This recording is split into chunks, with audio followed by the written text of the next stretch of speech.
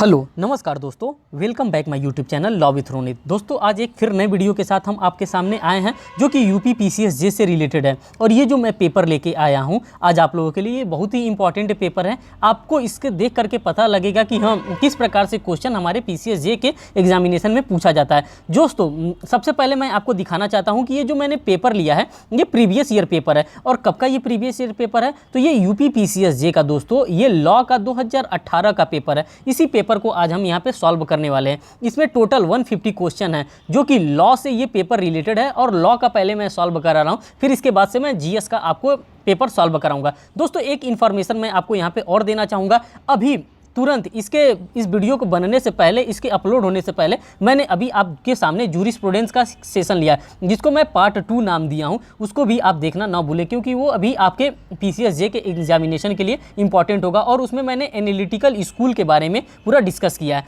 और उसके पहले मैंने the medical termination of pregnancy act 1971 को भी मैंने डील किया है। उसको भी आप देखना ना भूलें, जो कि माइनर एक्ट है और वो भी आपके एग्जामिनेशन के लिए इंपॉर्टेंट होगा। आपको सारा दोस्तों प्लेलिस्ट में आसानी से मिल जाएगा अगर आप वहाँ से सर्च करते हैं तो।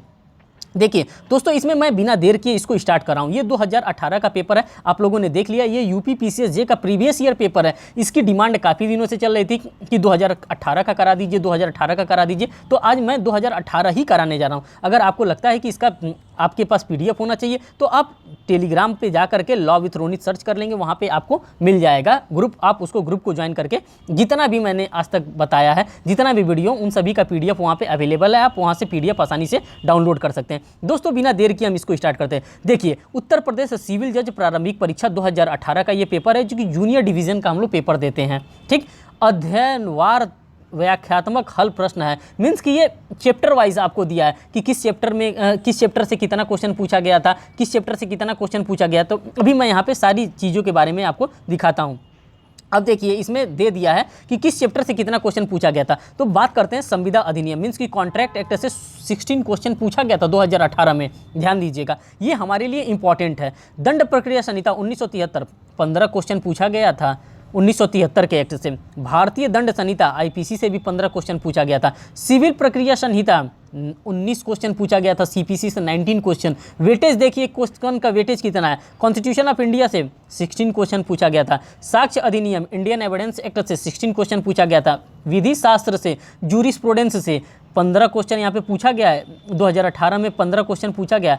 अंतर्राष्ट्रीय संगठन एवं समसामयिकी से, मीन्स की international current affair and international organisation से, दोनों को मिलाकर के नंबर ऑफ क्वेश्चन जो यहाँ पे पूछा गया वो 24 क्वेश्चन पूछा गया। और संपत्ति अंतरण अधिनियम से रिलेटेड 14 क्वेश्चन पूछा गया। तो आप इस तरह से देख सकते हैं कि जो 10 सब्जेक्ट का हमारा सिलेबस दिया गया है, इस 10 सब्जेक्ट के सिलेबस को किस तरह से इन्होंने डिवाइड करके इसमें 2 सब्जेक्ट मान लिया है। अंतर्राष्ट्रीय संगठन और संविधि को ये अलग अलग यहाँ पे दिया है, इसीलिए यहाँ पे 9 हो रहा है, नहीं तो 10 हो जाएगा। यहाँ पे इंटरनेशनल ऑर्गेनाइजेशन है और इंटरनेशनल करंट अफेयर है, तो जो 10वां होगा तो ये इसी में दोनों का एक ही में डाल दिया इन्होंने। तो यहाँ पे 10 चैप्टर को मिला करके इन्होंने किस प्रकार से क्वेश्चन यहाँ पे फ्रेम किया है। अब आप इसको देख करके समझ सकते हैं कि हाँ आपका जो लेवल होना चाहिए प्रिपरेशन का वो किस प्रकार का लेवल होना चाहिए। अगर आज से भी अगर आप लग जाते हैं, अगर आप प्रीवियस ईयर सिर्फ पेपर सॉल्व कर लेते हैं तो ये मान के चलिए कि आप और अन्य लड़कों से 2-4-10 क्वेश्चन आगे रहेंगे। बस मैं यही बताना चाहूँगा। गारंटी तो मैं सर्फ तो बेच नहीं रहा हूँ कि मैं आपको गारंटी दूंगा कि नहीं इसी में से आएगा, नहीं। लेकिन मैं ये जरूर कह सकता हूँ कि आप अन्य लड़कों से 2-4-5 क्वेश्चन डेफिनेटली आगे रहेंगे अगर जो भी प्रीवियस ईयर आप पेपर देख लेंगे। मैंने 2002 से लेकर के मैंने 2018 के बीच का जितना भी प्रीवियस ईयर पेपर हुआ है यूपी पीसीएस का, उन सभी पेपर को मैंने इसी चैनल पे कराया है। अभी तक मैंने 3 पेपर करवा दिया है। 3 पेपर में कौन कौन सा करवा दिया है? एक जीएस का पेपर मैंने करवा दिया है 2002 का, उसी का लॉ का भी पेपर 2002 का मैंने करवा दिया है। आप चाहेंगे तो प्लेलिस्ट से देख सकते हैं। 2006 का भी मैंने करवा दिया है, 2012 का भी मैंने लॉ का पेपर करवा दिया है। तो इतना पेपर मैंने करवा दिया है और आज आपके सामने 2018 का फिर से पेपर मैं लेकर के आ रहा हूँ। दोस्तों मैंने बहुत से माइनर एक्ट भी करवाए हैं, आप चाहें तो हमारे प्लेलिस्ट से सब वॉच कर सकते हैं। देखिए बिना देर किए हम इसको स्टार्ट करते हैं। जो इन्फॉर्मेशन देना था वो मैंने इन्फॉर्मेशन आपको दे दिया। अब दोस्तों हमारे पास जो क्वेश्चन आ रहा है वो संविदा विधि से आ रहा है, मीन्स की कॉन्ट्रैक्ट लॉ से रिलेटेड क्वेश्चन आ रहा है। और इन्हीं क्वेश्चन को हम जितना समय लगेगा उतने समय में हम इस क्वेश्चन को डील करने वाले हैं और धीरे धीरे एक एक चीज़ समझते हुए हम इसको डील करेंगे। जहाँ एक्सप्लेनेशन की आवश्यकता होगी वहाँ पे एक्सप्लेनेशन करेंगे, जहाँ पे लगता है कि नहीं ये एक्सप्लेनेशन की आवश्यकता नहीं है तो वहाँ पे उसको स्किप भी हम कर सकते हैं। देखिए क्वेश्चन फर्स्ट है, वचनात्मक विबंध पर निम्न एक वाद है। मीन्स कि जो वचनात्मक विबंध है इससे रिलेटेड एक वाद है। कौन सा केस है? तो यहाँ पे दोस्तों जो यहाँ पे ऑप्शन दिया है सी वाला, इसका सी वाला ऑप्शन इसका करेक्ट होगा। सी वाले ऑप्शन में क्या है आंसर तो आपको देख ही सकते हैं कि हाँ यहाँ पे सी ऑप्शन दिया। तो इसमें पहला जो केस दिया है केदारनाथ बनाम गोरी मोहम्मद का रिलेटेड केस है, और दूसरा Delhi cloth and general mill limited बनाम भारत संघ का यहाँ पे मामला रिलेटेड है। ये दो मामला इससे रिलेटेड है वचनात्मक विबंधन से। मीन्स कि जो वचन दे करके हम लोग कॉन्ट्रैक्ट कर लेते हैं उससे रिलेटेड ये दो केस लॉ के बारे में बता रहा है। क्वेश्चन नंबर सेकंड की हम बात करते हैं। क्वेश्चन नंबर सेकंड में बात कर रहा है निम्नलिखित में से कौन सही सुमेलित नहीं है। इस प्रकार के क्वेश्चन पे आप ज़्यादा फोकस्ड रहिएगा, जहाँ पे निगेटिव क्वेश्चन आपसे पूछा जाता है कि कौन इससे सुमेलित नहीं है, तो हमें निगेटिव क्वेश्चन को बहुत ही ज़्यादा ध्यान से देना है। तो दोस्तों इसका जो करेक्ट आंसर है वो डी आपका करेक्ट आंसर है। यहाँ पे लोक नीति हैंडले बनाम बैक्सेंडेल का जो केस है ये इससे संबंधित नहीं है। दोस्तों अब आप इसके एक्सप्लेनेशन को देखेंगे तो आपको सारी चीज़ें आसानी से समझ में आ जाएगी। हैंडल बनाम बैक्सेंडेल 1845 मीन्स कि 1854 का वाद है, और का वाद है लोक नीति पर नहीं बल्कि यह क्षतिपूर्ति की दुरुस्तता पर निर्देशित वाद है। ये जो क्षतिपूर्ति जो डैमेजेस से रिलेटेड जो वाद है उससे हैंडले बनाम बैक्सेंडेल का मामला रिलेटेड है। इस वाद में बैरन एंडरसन ने साधारणतः नुकसानी तथा विशेष नुकसानी के बारे में साधारणतः नियम प्रतिपादित किया था। तो ये हमारे लिए बहुत उतना इंपॉर्टेंट नहीं था, बस हमें ये पता है कि ये दूरस्थता से रिलेटेड ये सिद्धांत है, तो उसी पे ये केस लॉ डिपेंड करता है। अब आप नेक्स्ट क्वेश्चन देखते हैं। क्वेश्चन नंबर थर्ड की हम बात करते हैं। क्वेश्चन नंबर दोस्तों देखिए थर्ड में क्या दिया है यहाँ पे कपट और दुर्व्यपदेशन के संबंध में कौन सा कथन सही है। अब यहाँ पे पूछ रहा है कि कपट में और दुर्व्यपदेशन में कौन सा जो है कथन सही है। तो इसका जो करेक्ट आंसर होगा वो एक करेक्ट आंसर होगा। इसमें एक और दो ये दोनों ही सत्य होगा, पहला वाला भी और दूसरा वाला भी। देखिए इसी प्रकार से मैंने आपको जब जूरिस्प्रूडेंस में बता रहा था तो उस टाइम भी मैं आपसे बताया था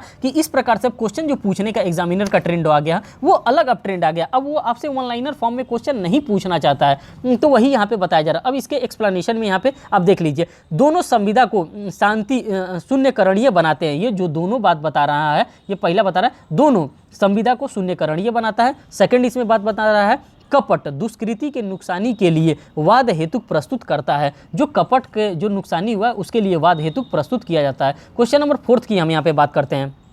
बस आप लोग इसको सुन लीजिए, दिमाग में बैठा रहेगा, क्योंकि ये लॉ का है और हम लोग लॉ पिछले कई सालों से हम लोग लॉ पढ़ रहे हैं। पिछले 3 साल LLB किया है उसमें लॉ पढ़ा ही है, वही चीज़ है। बस यहाँ पे क्वेश्चन फॉर्मेट में आपको दिया जा रहा है और प्रीवियस ईयर के नाम पर आपको मैं बता रहा हूँ कि हाँ प्रीवियस ईयर में ये क्वेश्चन पूछा गया था, तो आप मान के चल सकते हैं कि हाँ क्वेश्चन कहाँ से पूछता है। बस आप एनालिसिस करिए कि क्वेश्चन वो पूछ कहाँ से रहा है। क्या जो मैं इस समय पढ़ रहा हूँ, जो मेरी स्ट्रेटजी है पढ़ाई की, जो यूपी PCS को लेकर के, जो यूपी PCSJ को लेकर के, क्या मैं सही ट्रैक पे इस समय हूँ कि नहीं। क्या क्वेश्चन कहीं और से पूछ रहा है और मैं पढ़ कहीं और रहा हूँ, तो वो चीज़ वो भ्रम को दूर करने के लिए ये प्रीवियस ईयर सॉल्व किया जाता है। और जितने भी टैलेंटेड लोग हैं, जितने भी पास आउट हुए हैं, उनका मानना यही है कि अगर आपको प्रिलिमिनरी एग्जामिनेशन निकालना है तो आप प्रीवियस ईयर पेपर सॉल्व करके जाइए, वहाँ से आपको कुछ ना कुछ पॉजिटिवली चीज़ मिलेगा, निगेटिवली चीज़ नहीं मिलेगा। यहाँ से पॉजिटिवली आपको कुछ ना कुछ क्वेश्चन मिलेगा। मैं गारंटी नहीं दे रहा हूँ कि क्वेश्चन जरूर मिलेगा, लेकिन कुछ ना कुछ आपको मिलेगा और उससे मिलता जुलता मिलेगा। आप वहाँ पर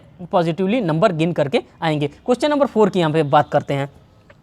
क उस अभियोजन को जो उसने लूट के बारे में ख के विरुद्ध संस्थित किया है छोड़ देने का ख को वचन देता है और ख ली गई चीज़ों का मूल्य लौटा देने का वचन देता है। दोस्तों इसका जो करेक्ट आंसर यहाँ पे दिया गया है वो सी वाला आपका करेक्ट आंसर दिया गया है। करार शून्य है क्योंकि उसका उद्देश्य विधि विरुद्ध है। क्योंकि जो जब करार कब शून्य हो जाता है, जब हम लोग सेक्शन नंबर 23 पढ़ते हैं, जब सेक्शन नंबर 23 पढ़ते हैं इंडियन कॉन्ट्रैक्ट एक्ट का, तो वहाँ पे 5 ग्राउंड बताया गया। अगर वो अनलॉफुल है, अगर वो पब्लिक पॉलिसी को हार्म कर रहा है, मीन्स कि इस तरह से अगर वो 5 ग्राउंड वहाँ पे बताया जा रहा है, अगर वो फ्रॉडुलेंटली है तब वो इस एक्ट उसको क्या किया जा सकता है, वहाँ पे तब उसको वाइड घोषित किया जा सकता है। तब इसके एक्सप्लेनेशन को दोस्तों देखिए, एक्सप्लेनेशन में क्या कर रहा है। प्रस्तुत प्रश्न भारतीय संविदा अधिनियम 1872 की धारा 23 के दृष्टांत ज पर आधारित है। यह करार शून्य होगी क्योंकि इसका उद्देश्य विधि विरुद्ध होता है, इसीलिए इसको शून्य माना जाता। फिर दोस्तों यहाँ पे हम क्वेश्चन नंबर 5 की हम बात करते हैं। देखिए क्वेश्चन नंबर 5 में क्या कर रहा है। देखिए क्वेश्चन नंबर 5 को पहले ला तो दें। हाँ देखिए अब क्वेश्चन नंबर 5 की हम बात कर रहे हैं। निम्नलिखित कथनों पर विचार कीजिए। अब कौन सा कथन दिया है, अब किस प्रकार का कथन दिया, इन कथनों पे हम विचार करेंगे। आप देखिए कि किस प्रकार से ये क्वेश्चन के लेवल को बढ़ा रहा है, कैसे इंक्रीज कर रहा है डे बाय डे। जब आप 2002 का पेपर सॉल्व करेंगे तो इतना लंबा लंबा क्वेश्चन, इतना लेंदी रीजन और असर्शन बेस्ड क्वेश्चन वहाँ पे नहीं पूछा जाता था। लेकिन अब देखिए कि क्या किस प्रकार से ये धीरे धीरे अपने पेपर के लेवल को ये इंक्रीज कर रहा है। आयोग जो है पेपर के लेवल को इंक्रीज कर दिया। अब यहाँ पर देखिए, यहाँ पे इसका जो करेक्ट आंसर दोस्तों होगा, पहले तो आप करेक्ट आंसर इसका देख लीजिए। इसका सी करेक्ट आंसर होगा, 1, 2 एंड 3 यहाँ पे करेक्ट होगा। अब देखिए 1 में क्या दिया है, किसी विधिक कर्तव्य का पालन करना वचन के लिए प्रतिफल नहीं होता है।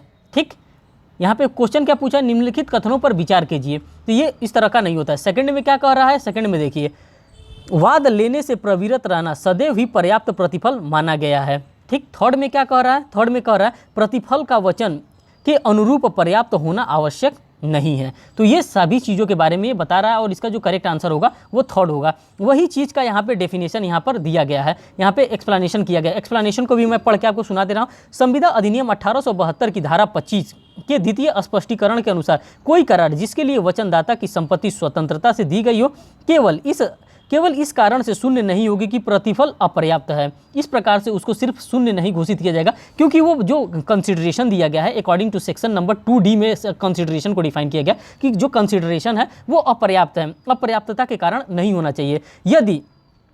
यदि रुपये 1000 मूल्य के अपने घोड़े को 10 रुपये में बेचने का करार करता है और इस करार के लिए उसकी सम्मति स्वतंत्र है तो संविदा वैध होगी। इस प्रकार का जो कॉन्ट्रैक्ट यहाँ पे माना जाएगा वो वैलिड कॉन्ट्रैक्ट माना जाएगा। दोस्तों अब नेक्स्ट क्वेश्चन की हम बात करते हैं। इसका जितना एक्सप्लेनेशन होना चाहिए था उतना मैंने कर दिया।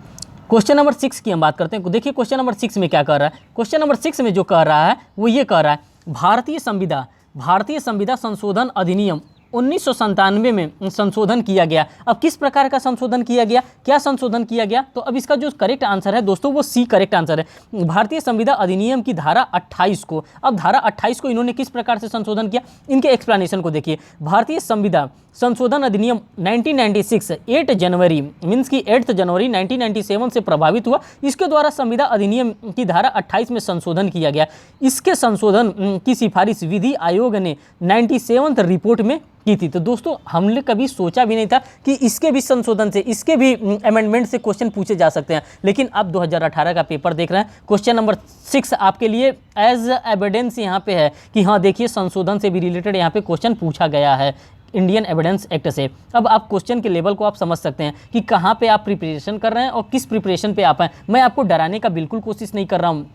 आप इस पेपर को बस सॉल्व करिए, देखिए और चिल रहिए कि हाँ मेरा जो प्रिपरेशन हो रहा है वो पॉजिटिवली अच्छा हो रहा है और मैं पॉजिटिवली वहाँ पे करके आऊँगा और इस बार हमको निकालना भी है। बस ये मैं दिखाना चाहता हूँ आपको कि हाँ पेपर का लेवल क्या है, पेपर का मीन्स कि ये है कि किस कंडीशन में मैं प्रिपरेशन कर रहा हूँ, क्या वहाँ पर तक मैं पहुँच पा रहा हूँ कि नहीं पहुँच पा रहा हूँ। क्वेश्चन नंबर 7 की हम बात करते हैं। संविदा में दायित्व की प्रकृति में परिवर्तन को कहा जाता है। अब इस दायित्व की परिवर्तन में प्रकृति को क्या कहा जा सकता है, तो दोस्तों इसका करेक्ट आंसर जो होगा वो बी आपका करेक्ट आंसर होगा। नवीनन के बारे में बता रहा है कि मीन्स कि अगर किसी भी प्रकार का हम उसमें अल्ट्रेशन कर देते हैं, किसी भी प्रकार का नोवेशन कर देते हैं, तो उसी नवीन के बारे में बता रहा है, मीन्स कि उसी के चेंजेस के बारे में बता रहा है। अब इसके एक्सप्लेनेशन को देखते हैं तो एक्सप्लेनेशन से आपको बेहतर चीज़ें समझ में आ जाएंगी। एक्सप्लेनेशन देखिए, संविदा अधिनियम की धारा 62 मीन्स की सेक्शन 62 में बताया गया नोवेशन के बारे में, रिसेशन के बारे में, हमको कॉन्ट्रैक्ट वहाँ पे नीड नॉट परफॉर्म के बारे में हमको बताया जा रहा है। सेक्शन 62 के अनुसार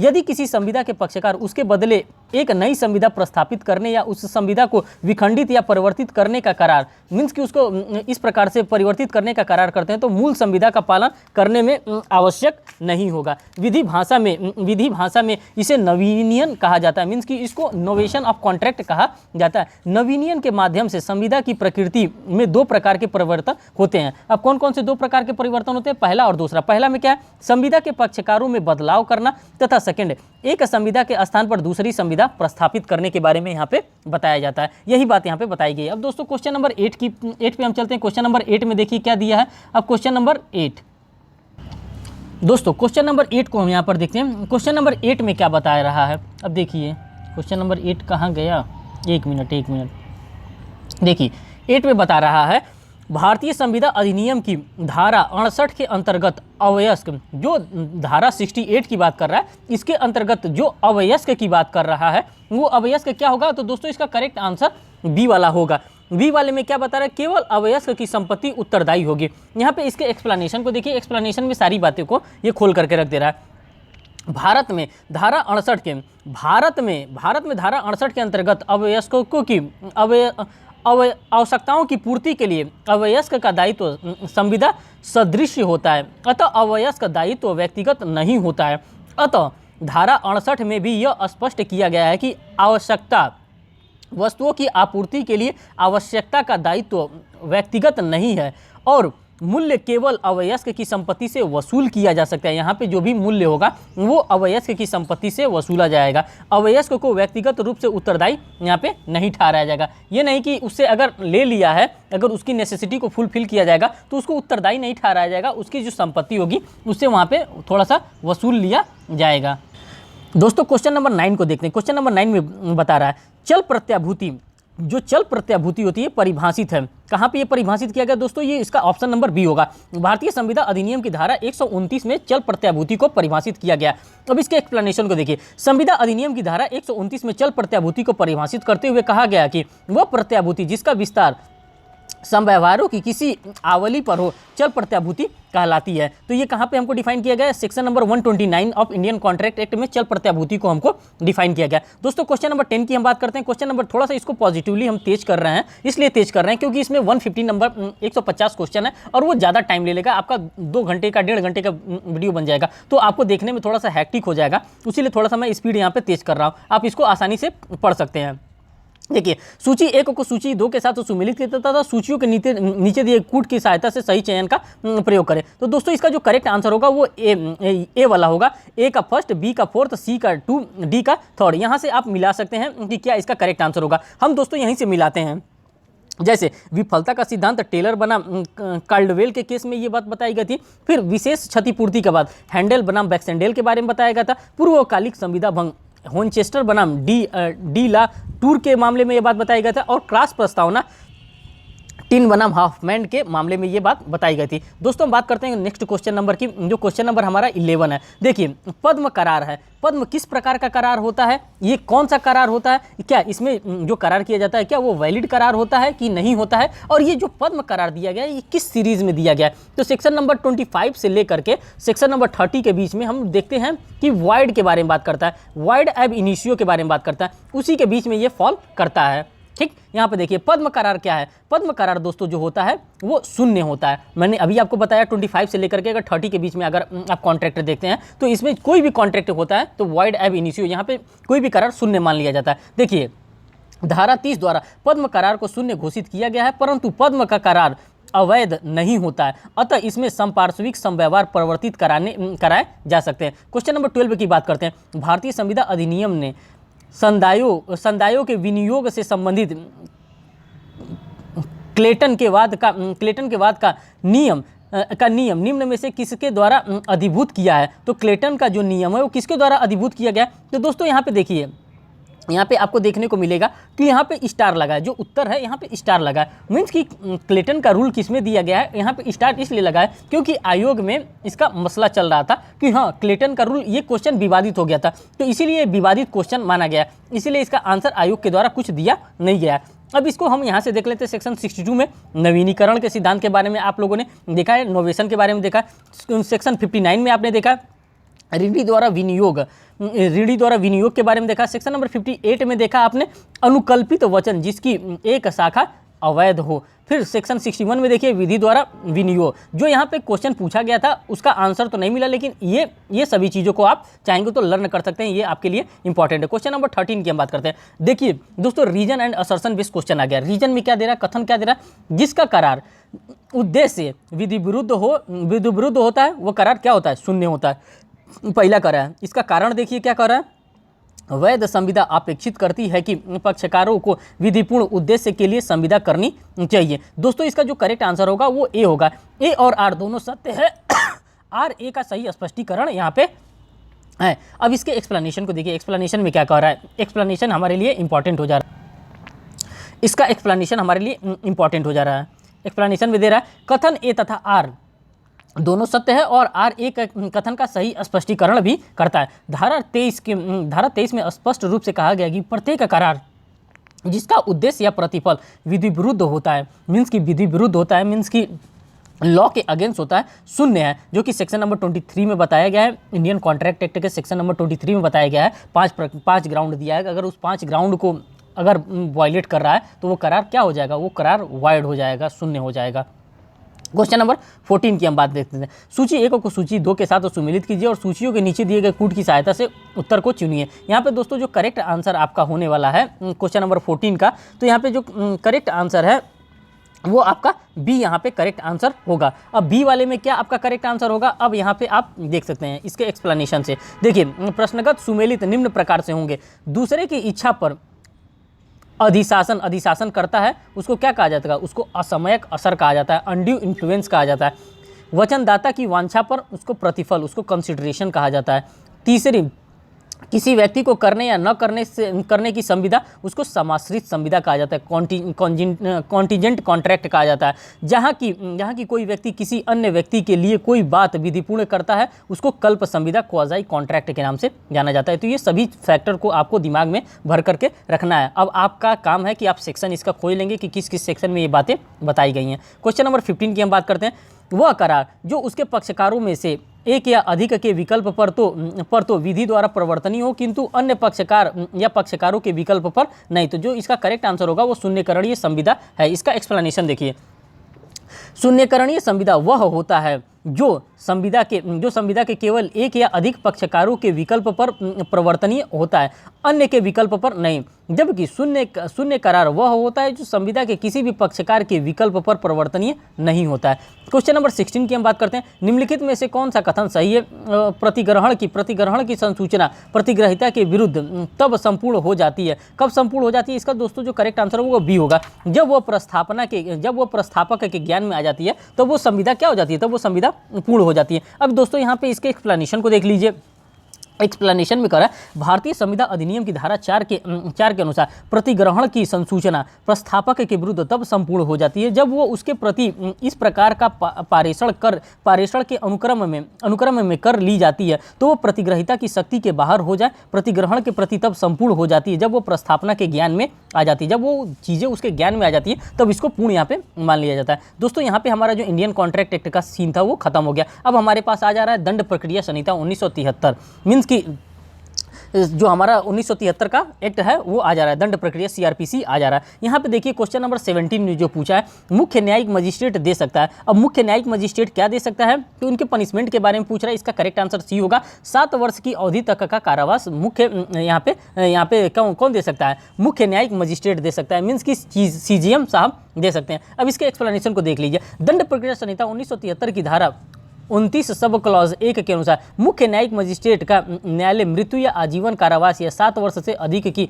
अवधि के लिए कारावास के दंडादेश के सिवाय कोई ऐसा दंडादेश दे सकता है जो विधि द्वारा प्राधिकृत है। सरल शब्दों में मुख्य न्यायिक मजिस्ट्रेट 7 वर्ष तक की अवधि के कारावास और जुर्माने से दंड दे सकता है। साफ साफ यहाँ पे बता दिए। क्वेश्चन नंबर 18 की हम बात करते हैं। निम्नलिखित में से कौन सुमेलित नहीं है? दोस्तों फिर निगेटिव क्वेश्चन मिल गया कि कौन इसमें सुमेलित नहीं है, कौन किससे मैच नहीं करता है। यहाँ पे जो डी वाला ऑप्शन है वो मैच नहीं करता है। इसलिए मैच नहीं करता है क्योंकि पीड़ित प्रतिकर स्कीम के बारे में सेक्शन 357 में नहीं बताया गया है, तो यही मैच नहीं कर रहा है। अब यहाँ पे देखिए, परिवाद जो कंप्लेंट की बात की जा रही है वो 2D में मैच कर रहा है। पुलिस रिपोर्ट 2 में मैच कर रहा है। निर्णय की अंतर्वस्तु धारा 354 में मैच कर रहा है। लेकिन जो पीड़ित प्रतिकर स्कीम है ये 357 में नहीं मैच कर रहा, इसीलिए ये गलत है। अब इसके एक्सप्लेनेशन को देख लीजिए। पीड़ित प्रतिकर योजना के बारे में प्रावधान दंड प्रक्रिया संहिता की धारा 357 क में किया गया है, 357 में नहीं। यहाँ पे सिर्फ कॉल लग गया होता दोस्तों, 357 कॉल लग गया होता तो यहाँ पे ये क्वेश्चन सही हो जाता, लेकिन इसी को सही नहीं करना था। यहाँ पे क्वेश्चन क्या पूछ रहा है, यहाँ पे सुमेलित नहीं है, इसीलिए 357 क में। अब आप लर्न करके रख दीजिएगा कि जो पीड़ित प्रतिकर स्कीम है वो धारा 357 क में किया गया, 357 में नहीं। धारा 357 क को दंड प्रक्रिया संशोधन अधिनियम 2008 द्वारा अनुस्थापित किया गया था, मीन्स कि 2008 के द्वारा इसको अमेंड करके इसमें डाला गया था। दोस्तों बात करते हैं क्वेश्चन नंबर 19 की। क्वेश्चन नंबर 19 आजा भाई, हाँ क्वेश्चन नंबर 19 आ गया। देखिए, एक दांडिक कार्यवाही जो समनीय नहीं है अभिखंडित की जा सकती है। किस प्रकार से अभिखंडित की जा सकती है? तो दोस्तों इसका करेक्ट आंसर उच्च न्यायालय द्वारा इसको अभिखंडित की जा सकती है। इसमें किसी भी प्रकार के एक्सप्लेनेशन की आवश्यकता नहीं है। क्वेश्चन नंबर 20 की बात करते हैं। यहाँ पे reason and assertion based question दे दिया है। कथन, जहाँ अभियुक्त व्यक्ति ने दोषी होने का अभिवचन किया है और ऐसा अभिवचन पर दोष सिद्ध किया गया है, वहाँ कोई अपील नहीं होगी। कथन ए। कारण आर देखिए, कोई व्यक्ति जो जानबूझकर दोषी होने का अभिवचन करता है, दोष सिद्ध किए जाने पर व्यथित नहीं हो सकता। तो दोस्तों जो 20 का आपका करेक्ट आंसर होगा, यहाँ पे ए वाला आपका करेक्ट आंसर होगा। ए वाले में क्या बताया रहा है, देखिए ए और आर दोनों सत्य है, आर ए का सही स्पष्टीकरण है। तो इसमें आपको बड़े ध्यान से, जब आप आंसर भी मार्क कर रहे होंगे तो बड़े ध्यान से सोच समझ के मार्क करिएगा कि हाँ ए जो है वो आर दोनों सत्य है, बात कर रहा है दोनों सत्य हैं, आर जो है ए का सही स्पष्टीकरण है। बी वाले में देखिए, मैं सिर्फ आपको एक स्पेसिमेन यहाँ पे दिखाना चाहता हूँ। आर और ए दोनों सत्य हैं, यहाँ पे भी ए और आर दोनों सत्य हैं, यहाँ पे भी ए और आर दोनों सत्य हैं, लेकिन यहाँ पे और देखिए, और आर ए का सही स्पष्टीकरण नहीं कर रहा है। तो ये चीज़ें आपको जब आप एग्जामिनेशन में जब आप मार्क कर रहे होंगे, जब आंसर को आप जब OMR सीट का आप ओवेल भर रहे होंगे, तो ये ध्यान दीजिएगा कि कौन सा आप ओवेल भर रहे हैं और यहाँ पे क्या पूछा जा रहा है। तो ये थोड़ा सा ध्यान देने लायक होता है, इसीलिए मैं यहाँ पे थोड़ा सा आपका टाइम लिया। क्वेश्चन नंबर 21 की हम बात करते हैं। ये जो क्वेश्चन नंबर 21 है, आरोप से रिलेटेड है। आरोप के संदर्भ में कौन सा कथन सही है, कौन सा कथन सही है जो कि आरोप के बारे में बताता है। तो दोस्तों आरोप हम कहाँ पढ़ते हैं, चैप्टर नंबर 17 में पढ़ते हैं। चैप्टर नंबर 17 आप CRPC में हम लोग चार्ज के बारे में पढ़ते हैं। उसी चार्ज के बारे में पूछ रहा है कि चार्ज के लिए क्या इंपॉर्टेंट है। तो यहाँ पे जो फर्स्ट दे रहा है, दंड प्रक्रिया संहिता 1973 के अधीन प्रत्येक आरोप उस अपराध का कथन होता है जिसका अभियुक्त पर आरोप होता है। बात सही कह रहा है भाई, ये जो बात कर रहा है वो सही बात कर रहा है। सेकंड वाले में क्या कह रहा है, यदि एक ही समव्यवहार के क्रम में या एक से अधिक अपराध एक व्यक्ति द्वारा किया गया है, तो ऐसे प्रत्येक अपराध के लिए एक ही विचारण में उस पर आरोप लगाया जा सकता है। डेफिनेटली ये भी बात सही कह रहा है। तो दोस्तों इसका करेक्ट आंसर वो होगा सी होगा, फर्स्ट एंड सेकंड। धारा 211 के सब क्लास 1 के अनुसार इस संहिता के अधीन प्रत्येक आरोप में उस आरोप का कथन होगा जिसका अभियुक्त पर आरोप होगा। इसी प्रकार धारा 219 में यह प्रावधान है कि एक ही वर्ष के अंदर किए गए एक ही किस्म के तीनों अपराध का आरोप एक साथ लगाया जा सकता है। धारा 219 भी आप लोगों ने देख लिया और धारा 211 का सब क्लास 1 भी आप लोगों ने देख लिया और यहाँ पे चैप्टर 17 भी आपने देख लिया जिसमें चार्ज के बारे में बताया गया है। तो इतना चीज़ों के बारे में आपने एक सेक्शन में क्वेश्चन में देख लिया। क्वेश्चन नंबर 22 की हम बात करते हैं। किसी चालू रहने वाले अपराध की दशा में नया परिवर्तन काल प्रारंभ होता है। तो दोस्तों इसका जो करेक्ट आंसर होगा वो डी होगा। उस समय के प्रत्येक क्षण से जिसके दौरान अपराध चालू रहता है, इसका जो करेक्ट आंसर होगा वो डी होगा। अब इसके एक्सप्लेनेशन को देखिए। धारा 472 मीन्स की सेक्शन 472 के अनुसार किसी चालू रहने वाले अपराध की दशा में नया परिसीमन काल उस समय के प्रत्येक क्षण से प्रारंभ होता है जिसके दौरान अपराध चालू रहता है। बात करते हैं क्वेश्चन नंबर 23 की यहाँ पे। तो 23 में देखिए, निम्नलिखित सूची को दूसरे सुमेलित सूची के साथ मिलाइए। तो दोस्तों यहाँ पे हम ज़्यादा टाइम आपका बर्बाद नहीं करेंगे। इसका जो मैं आ जा रहा हूँ सीधे इसके एक्सप्लेनेशन पे, और एक्सप्लेनेशन से आप यहाँ पे देख लेंगे तो आपको आसानी से समझ में आ जाएगा। जो अग्रिम जमानत की बात कर रहा है वो धारा 438 में दिया गया। जो अग्रिम जमानत लोग ले लेते हैं, एंटिसिपेटरी बेल ले लेते हैं, वो 438 में डिफाइन किया गया। परिवाद का संज्ञान 190 में लिया है। कॉग्निजेंस मजिस्ट्रेट कब लेता है किसी ऑफेंस का, वो धारा 190 में लेता है। न्यायालय की भाषा कहाँ डिफाइन किया गया है, सेक्शन 272 में डिफाइन किया गया है। और अभिभाष अपराधियों से सदाचार के लिए प्रतिभूति धारा 110 में लिया जाता है। किसके द्वारा लिया जाता है, तो धारा 106 से लेकर के धारा 110 के बीच में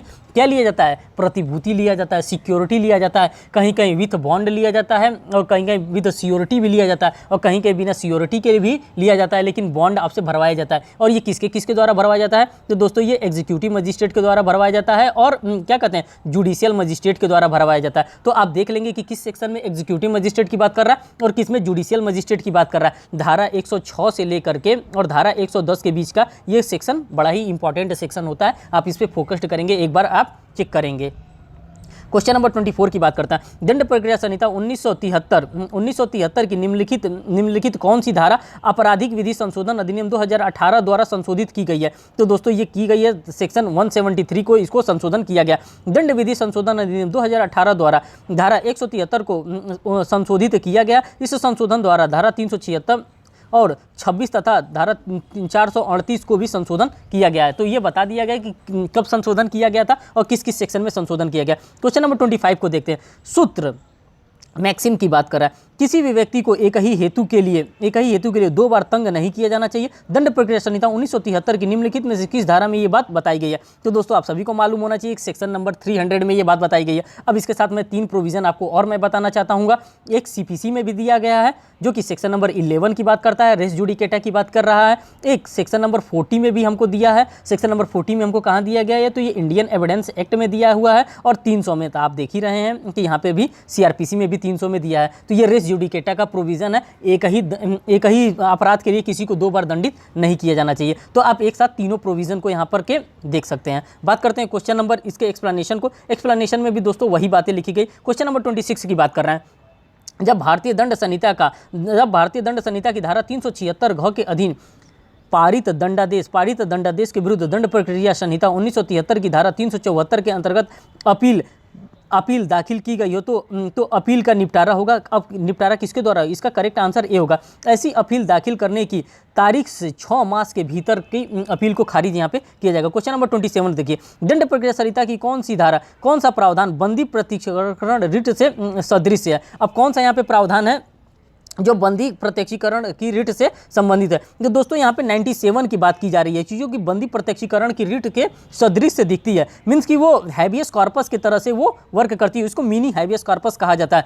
आपसे कभी कभी क्वेश्चन में ये भी पूछा जा सकता है कि दोस्तों ये बताइए कि सीआरपीसी में मिनी हैबियस कॉर्पस के बारे में कहाँ दिया गया? तो दोस्तों वो सेक्शन नंबर 97 है, वहीं पे मिनी हैबियस कॉर्पस के बारे में डिफाइन किया गया। डिफाइन क्या किया गया? मीन्स कि आप उसको पढ़ करके और क्या कहते हैं इंटरप्रिटेशन कर सकते हैं। और जब इंटरप्रिटेशन आप करेंगे, जब आपका लेवल अच्छा रहेगा इंटरप्रिटेशन का, तो आपको पता चल जाएगा कि हाँ ये हैबियस कॉर्पस के बारे में बात कर रहा है। सेक्शन नंबर 91 में दस्तावेज पेश करने के लिए समन के बारे में बात कर रहा है। सेक्शन नंबर 93 में तलाशी वारंट कब जारी किया जा सकता है। सेक्शन नंबर 97 में सदोष परिरोध व्यक्ति के लिए तलाशी के बारे में बात कर रहा है। धारा 96 में बात कर रहा है कि घोषणा अपास्त करने के लिए उच्च न्यायालय में आवेदन, मीन्स कि जो कोई आदेश दे दिया गया उसको अपास्त कराने के लिए। क्वेश्चन नंबर 28 की बात कर रहे हैं। देखिए 28 में क्या करा? दंड प्रक्रिया संहिता की धारा 166 क के अंतर्गत जब तलाशी भारत के बाहर होती है तो दांडिक न्यायालय जारी कर सकता है। क्या जारी कर सकता है? तो अनुरोध पत्र, लेटर ऑफ रिक्वेजिशन जारी किया जाता है कि हाँ मैं एक लेटर ऑफ रिक्वेजिशन जारी कर रहा हूँ, और उसी लेटर ऑफ रिक्वेजिशन के माध्यम से क्या किया जाता है? हम जा करके तलाशी ले सकते हैं। इसके एक्सप्लेनेशन को देखिए,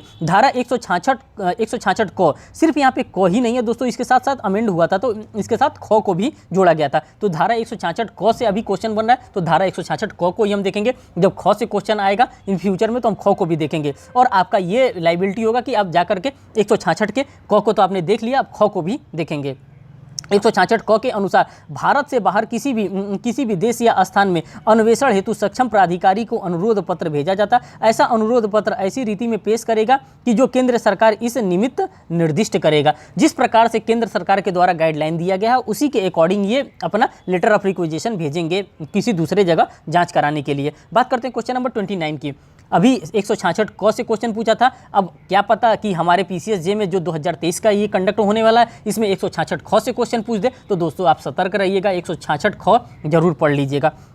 जमानत नियम है, कारागार अपवाद है, यह कथन सर्वोच्च न्यायालय ने कहा था। किसके मामले में कहा था? तो मोतीराम बनाम मध्य प्रदेश राज्य के मामले में ये बातें कहा गया था। किसके द्वारा कहा गया था? ये सुप्रीम कोर्ट ऑफ इंडिया के द्वारा ये बात कही गई थी। क्वेश्चन नंबर 30 की हम बात करते हैं। गिरफ्तार व्यक्ति की डॉक्टरी जांच के लिए दंड प्रक्रिया संहिता की किस धारा में प्रावधान किया गया? तो दोस्तों ये किया गया धारा 54 में किया गया है। जब किसी भी व्यक्ति को अरेस्ट किया जाता है तो अरेस्ट करने के बाद क्या किया जाता है? उसका जांच कराया जाता है। अब इसके एक्सप्लेनेशन को आप देखेंगे तो यहाँ पे आप सारी बातें समझ जाएंगे कि हाँ ये धारा 53, 54, 55, 56 में क्या कहा जाता है। धारा 53 में बताया जा रहा है पुलिस अधिकारी की प्रार्थना पर, यहाँ पे कौन कराता है? धारा 53 में पुलिस अधिकारी की प्रार्थना पर चिकित्सीय व्यवसायी द्वारा अभियुक्त का परीक्षण कराया जाता है। धारा 53 में। धारा 54 में क्या करा? चिकित्सा अधिकारी द्वारा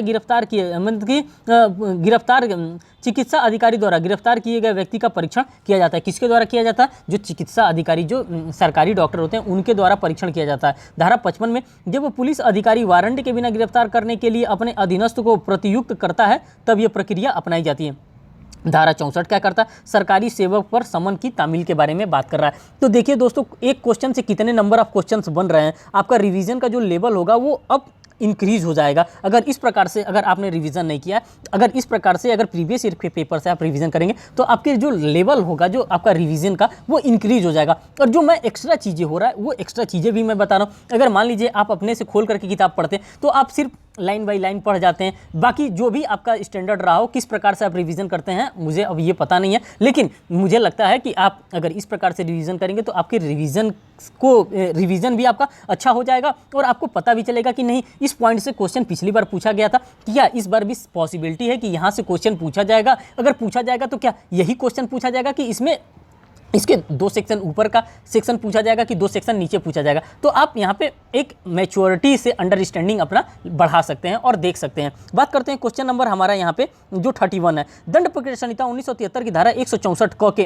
अंतर्गत बलात्कार की किसी भी पीड़िता का ऐसा अपराध से संबंध सूचना प्राप्त होने के परीक्षण कितने दिन के अंदर किया जाएगा। तो ये कितने देर के अंदर किया जाएगा, तो दोस्तों ये विदिन 24 आवर्स इनका क्या होता है, परीक्षण करना अनिवार्य होता है। अब इसके जब एक्सप्लेनेशन आप देखेंगे तो एक्सप्लेनेशन से सारी बातें आपको क्लियर हो जाएंगी। देखिए एक्सप्लेनेशन में क्या कर रहा है, धारा 164 क के अनुसार जहां ऐसे प्रक्रम के दौरान जब बलात्कार या बलात्संग के प्रयत्न के अपराध का अन्वेषण किया जा रहा है, उस स्त्री के शरीर की जिसके साथ बलात्कार किया गया है या करने का प्रयत्न किया गया अभिव्यक्त है, किसी चिकित्सीय विशेष से परीक्षा करना प्रस्थापित है। वहां ऐसे परीक्षण सरकार या किसी सरकारी प्राधिकारी द्वारा चलाए जा रहे हैं, किसी अस्पताल में नियोजित रजिस्ट्रीकृत चिकित्सा व्यवसायी द्वारा ही किया जाएगा। ऐसा व्यवसायी की अनुपस्थिति में किसी अन्य रजिस्ट्रीकृत चिकित्सा व्यवसायी द्वारा ऐसी स्त्री की सहमति से या उसकी ओर से ऐसी सहमति देने के लिए सक्षम व्यक्ति की सहमति से की जाएगी। और ऐसी स्त्री को ऐसे अपराध किए जाने के संबंध में सूचना प्राप्त होने के समय के 24 घंटे के भीतर रजिस्ट्रीकृत चिकित्सा व्यवसायी के पास भेजा जाएगा। दोस्तों सुप्रीम कोर्ट ऑफ इंडिया के द्वारा 2 फिंगर टेस्ट को भी अब क्या कर दिया गया है, बैन कर दिया गया है। इसी के साथ साथ आप एक फैक्ट ये भी लर्न करके रखेंगे। अब ये आपका काम है कि आप केस देखेंगे कि किस केस के अकॉर्डिंग 2 फिंगर टेस्ट को बैन किया गया। अभी हाल ही में सुप्रीम कोर्ट ऑफ इंडिया के द्वारा बैन किया गया, आप इसको देख सकते हैं। आप गूगल पे सर्च करेंगे कि 2 फिंगर टेस्ट को सुप्रीम कोर्ट ऑफ इंडिया के द्वारा किस केस के द्वारा इसको बैन किया गया, वहाँ पर आपको आसानी से मिल जाएगा। मैंने आपको बता दिया कि कहाँ पर आपको मिलेगा, आप वहाँ से कर सकते हैं। क्वेश्चन नंबर 32 की हम बात करते हैं, भारतीय दंड संहिता। अब जो हमारा भारतीय दंड संहिता जो मेन प्रोविजन है, जो IPC है, जिसमें 511 धाराओं के बात कर रहा है, 23 चैप्टर के बारे में बात कर रहा है, ये हमारे पास अब आ गया भारतीय दंड संहिता। देखिए आपराधिक विधि संशोधन अधिनियम 2018 प्रवृत्त होता है। दोस्तों 2018 का ये पेपर हुआ था और 2018 इनके लिए बड़ा ही गंभीर साबित हो रहा था, क्योंकि जितना भी 2018 का अमेंडमेंट था सब अमेंडमेंट इनसे पूछा जा रहा था। और ये जो अब 2023 में भी देने जा रहे हैं उनके लिए भी ये सरदर्द है कि अमेंडमेंट से क्वेश्चन आएगा। क्यों आएगा? क्योंकि अमेंडमेंट हमारे लिए ज़रूरी होता है। सेक्शन तो सभी पढ़ के जाते हैं, प्रोविज़न तो सभी पढ़ के जाते हैं, प्रोवाइजो सभी पढ़ के जाते हैं, इलस्ट्रेशन सभी पढ़ के जाते हैं, लेकिन संशोधन वो लोग छोड़ देते हैं। संशोधन जो क्रिमिनल लॉ अमेंडमेंट होता है उसको छोड़ देते हैं। अब अभी तो पूछा है कि ये कब हुआ था, कब से लागू हुआ था, अब उसका ईयर पूछ देता है कि किस ईयर में ये संशोधन हुआ था। अगर 2018 यहाँ पे ना दिया होता, अगर ये पूछ देता कि संशोधन अधिनियम ये 21 अप्रैल 2018 के जब 2015 दे देता, 2016 दे देता, इस प्रकार से किसी भी प्रकार से वहाँ पे क्वेश्चन पूछा जा सकता है। आपराधिक विधि संशोधन 2018 प्रवृत्त हुआ था, तो ये कब से हुआ था? तो ये 21 अप्रैल 2018 से ये प्रवृत्त हुआ था। देखिए दंड प्रक्रिया संशोधन 21/4/2018 से प्रभावी हुआ था। बात करते हैं क्वेश्चन नंबर 33 की। आपराधिक दुर्विनियोग के मामले में पश्चातवर्ती आशय होना चाहिए। अब पश्चातवर्ती आशय कैसा होना चाहिए? मीन्स कि आपका जो वर्क आप कर रहे हैं, किस प्रकार से आप कर रहे हैं, वहाँ पे आपके वर्क के नेचर को देखा जाना चाहिए। तो वहाँ पे फ्रॉडुलेंट नेचर का आपका वर्क होना चाहिए, तभी आपको अपराधी दुर्विनियोग के लिए आपको लाइबल ठहराया जाएगा। क्वेश्चन नंबर 34 की बात करते हैं। भारतीय दंड संहिता 1860 की धारा 34 के अंतर्गत यथा विरचित संयुक्त दायित्व का सिद्धांत निम्नलिखित के निर्णय पर आधारित है। तो दोस्तों आपको मैं एक ट्रिक बता रहा हूँ। देखिए ट्रिक क्या है, क्वेश्चन नंबर 34 है यहाँ पे, ठीक, धारा 34 की बात कर रहा है। क्वेश्चन नंबर 34 धारा 34 की बात कर रहा है। धारा 34 में हमको क्या बताया जा रहा है दोस्तों? हमको यहाँ पे कॉमन इंटेंशन के बारे में बताया जा रहा है। कॉमन इंटेंशन जो हमारे CIPC के लिए बहुत ही इंपॉर्टेंट सेक्शन होता है, सेक्शन नंबर 34 कॉमन इंटेंशन, ये कहाँ बताया गया? सेक्शन नंबर 34 में। दोस्तों इसी के साथ साथ एक और चलता है सेक्शन 149 जिनको हम लोग कॉमन ऑब्जेक्ट के नाम से जानते हैं। कॉमन ऑब्जेक्ट यहाँ पे क्या होता है दोस्तों, कॉमन ऑब्जेक्ट में जो कॉमन ऑब्जेक्ट जो होता है ये प्रोसिक्यूशन की बात करता है, in the prosecution of common object. और यहाँ पे क्या होता है कॉमन ऑब्जेक्ट में, in the furtherance of common intention की बात होती है। इन द फर्दरेंस की बात करता है सेक्शन 34 में, इन द फर्दरेंस की बात करता है। जब आप इसको खोलेंगे, बेयर एक्ट आप खोलेंगे तो वहाँ पे देखेंगे in the furtherance of common intention के बारे में बात कर रहा है सेक्शन नंबर 34। यहाँ से भी क्वेश्चन पूछा जा सकता है कि in the furtherance of common intention की बात सेक्शन 34 में किया गया है कि सेक्शन 149 में किया गया है, क्योंकि दोनों का एक ही तरह से मिलता जुलता है। यहाँ पे कॉमन इंटेंशन की बात कर रहा है और यहाँ पे कॉमन ऑब्जेक्ट की बात कर रहा है। यहाँ पे जो कॉमन ऑब्जेक्ट की बात कर रहा है, यहाँ पे in the furtherance of in the prosecution की बात कर रहा है, in the prosecution of common object की बात कर रहा है। यहाँ पे प्रोसिक्यूशन की बात कर रहा है, यहाँ पे इंटेंशन की बात कर रहा है। दोस्तों ये इंपॉर्टेंट है, इसीलिए मैंने इस पर ज़्यादा टाइम लिया। अब इससे रिलेटेड सेक्शन 34 से रिलेटेड जो क्वेश्चन बन रहा है, जो इसका केस लॉ बन रहा है, उस केस लॉ को हम देखते हैं। रेग बनाम क्रूज का मामला यहाँ पे है दोस्तों। ये जो बारेंद्र कुमार घोष बनाम किंग एम्परर का मामला है, ये सेक्शन नंबर 34 से रिलेटेड बहुत ही इंपॉर्टेंट मामला है। इससे क्वेश्चन बन जाता है। इसको बैंक केस के भी नाम से जानते हैं, इसको बैंक रॉबरी केस के भी नाम से जानते हैं। उसके बाद से मलकानी बनाम आर का केस है, फिर पांडुरंग बनाम हैदराबाद राज्य का केस है। जो इसका इंपॉर्टेंट है वो डी वाला करेक्ट आंसर, और रेग बनाम क्रूज का मामला। अब इसके एक्सप्लेनेशन को देखिए। संयुक्त दायित्व के सिद्धांत का विकास, रेग बनाम संयुक्त दायित्व की बात कर रहा है, ज्वाइंट लायबिलिटी की बात कर रहा है। यहाँ पे ध्यान दीजिएगा, संयुक्त लायबिलिटी की बात, संयुक्त दायित्व के सिद्धांत का विकास रेग बनाम क्रूज के वाद में हुआ था। वारेंद्र कुमार घोष बनाम किंग एम्परर का वाद में कुछ वादों में से सबसे प्रारंभिक वाद में, जिसमें प्रीवी काउंसिल ने संयुक्त दायित्व के सिद्धांत को लागू करके दूसरे के कार्यों के लिए भी अभियुक्त को दोषी ठहराया था। यही बात इसमें बताई गई। क्वेश्चन नंबर 35 अभी हम दोस्तों देखते हैं। क्वेश्चन नंबर 35 की बात करते हैं। क्वेश्चन नंबर 35 में बात कर रहा है, निम्नलिखित में से कौन सा युग्म सुमेलित है। अब इसमें से कौन पूछ रहा है कि कौन सा सुमेलित है, मीन्स कि कौन सा इससे मिल रहा है। तो यहाँ से हम देख लेते हैं। संश्रय धारा 52 में डिफाइन किया गया है, 52 क में डिफाइन किया है, 52 में नहीं 52 क में। सदोष हानि धारा 23 में। उसके बाद से 12 वर्ष से कम आयु के बालिका से साथ सामूहिक बलात्कार धारा 376 घ और ख में ये डिफाइन किया गया, और सामूहिक बलात्कार धारा 376 घ में डिफाइन किया गया। ये आईपीसी के सभी सेक्शंस हैं, उसी में डिफाइन किया गया। अब हम बात करते हैं क्वेश्चन नंबर 36 की। 36 में देखिए, निम्नलिखित में से कौन सा सही सुमेलित नहीं है। फिर निगेटिव क्वेश्चन आ गया कि कौन सा सही सुमेलित नहीं है। जैसे ही नहीं आएगा तो हमको कंसर्न हो जाना है। तो यहाँ पे ए, नवतेज सिंह जौहर बनाम भारत संघ का मामला 498 को भारतीय दंड संहिता से नहीं है। के एम मेहरा बनाम स्टेट ऑफ महाराष्ट्र 378 चोरी का सबसे इंपॉर्टेंट केस है के एन मेहरा का। नेहरेंदु दत्त मजमूदार बनाम इम्परर का मामला धारा 124 से रिलेटेड है। स्टेट ऑफ हरियाणा बनाम राजस्थान का धारा 361 से रिलेटेड। क्वेश्चन नंबर 37 की बात करते हैं।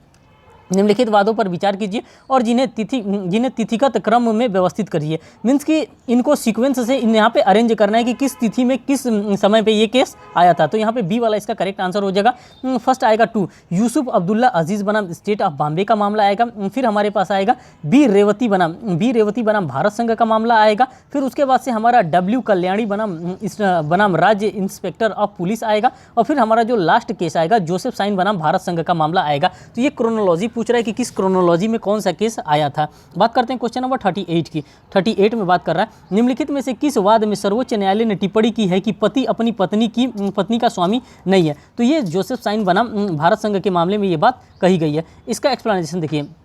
भारतीय दंड संहिता की धारा 497 में जारकर्म को परिभाषित किया गया। 27 सितंबर 2018 को भारतीय संविधान द्वारा निर्णीत जोसेफ साइन बनाम भारत संघ के इस वाद में यह धारा में यह नवीनतम वाद है। इस वाद में लैंगिक समानता पर जोर देते हुए सर्वोच्च न्यायालय ने तत्कालीन मुख्य न्यायाधीश जस्टिस दीपक मिश्रा ने जारकर्म एडल्ट्री को वैध घोषित किया और कहा पति अपनी पत्नी का स्वामी नहीं होता है। जो पति होता है वो अपने पत्नी का स्वामी नहीं होता, उसको चैटल नहीं कहा जा सकता है। यहाँ पे वो उसकी पार्टनर हो सकती है, लेकिन हस्बैंड अपनी वाइफ का स्वामी नहीं हो सकता है।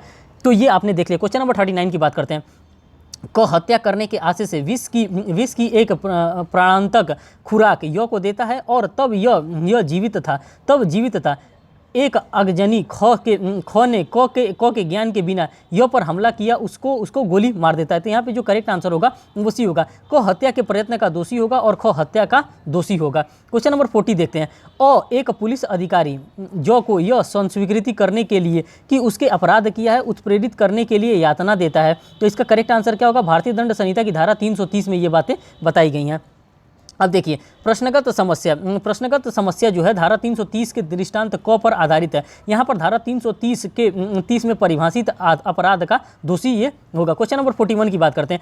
अ को ब ने एक विषय सूची प्रिंट करने के लिए मीन्स की एक विषय सूची प्रिंट करने के लिए कुछ ब्लॉक दिए थे, जिनमें एक प्रतिस्पर्धी फर्म का विषय सूची उसमें उनकी ब्लॉक से छाप दिया था। उत्तरदायी होगा। किस चीज़ के लिए उत्तरदायी होगा? आपराधिक न्यायभंग के लिए उत्तरदायी होगा, क्योंकि उसने यहाँ पे क्रिमिनल ब्रीच ऑफ ट्रस्ट का काम किया। क्वेश्चन नंबर 42 की बात करते हैं। 42 में बात जो हो रही है वो यहाँ पे कर रहा है, बलात्कार की पीड़िता की पहचान का प्रकटीकरण दंडनीय है। तो धारा 228 क में है। 228 भी यहाँ पे ऑप्शन दिया है, आपको ध्यान देना है कि 228 क में ये बातें बताई गई हैं। 228 में नहीं, 228 क में यहाँ पे देख लीजिएगा कि मीन्स कि अगर किसी रेप महिला का आप नाम प्रकट नहीं कर सकते, मीन्स कि समाज में उसके नाम का उजागर आप नहीं कर सकते। क्वेश्चन नंबर 43 देखिए। संपत्ति की प्राइवेट प्रतिरक्षा का अधिकार उपलब्ध नहीं है। किसको उपलब्ध नहीं है? आपराधिक न्यायभंग के अपराधियों के प्रति उनको आवश्यक नहीं है। क्वेश्चन नंबर 44 की पे हम बात करते हैं। क्वेश्चन नंबर 44 में क्या करें?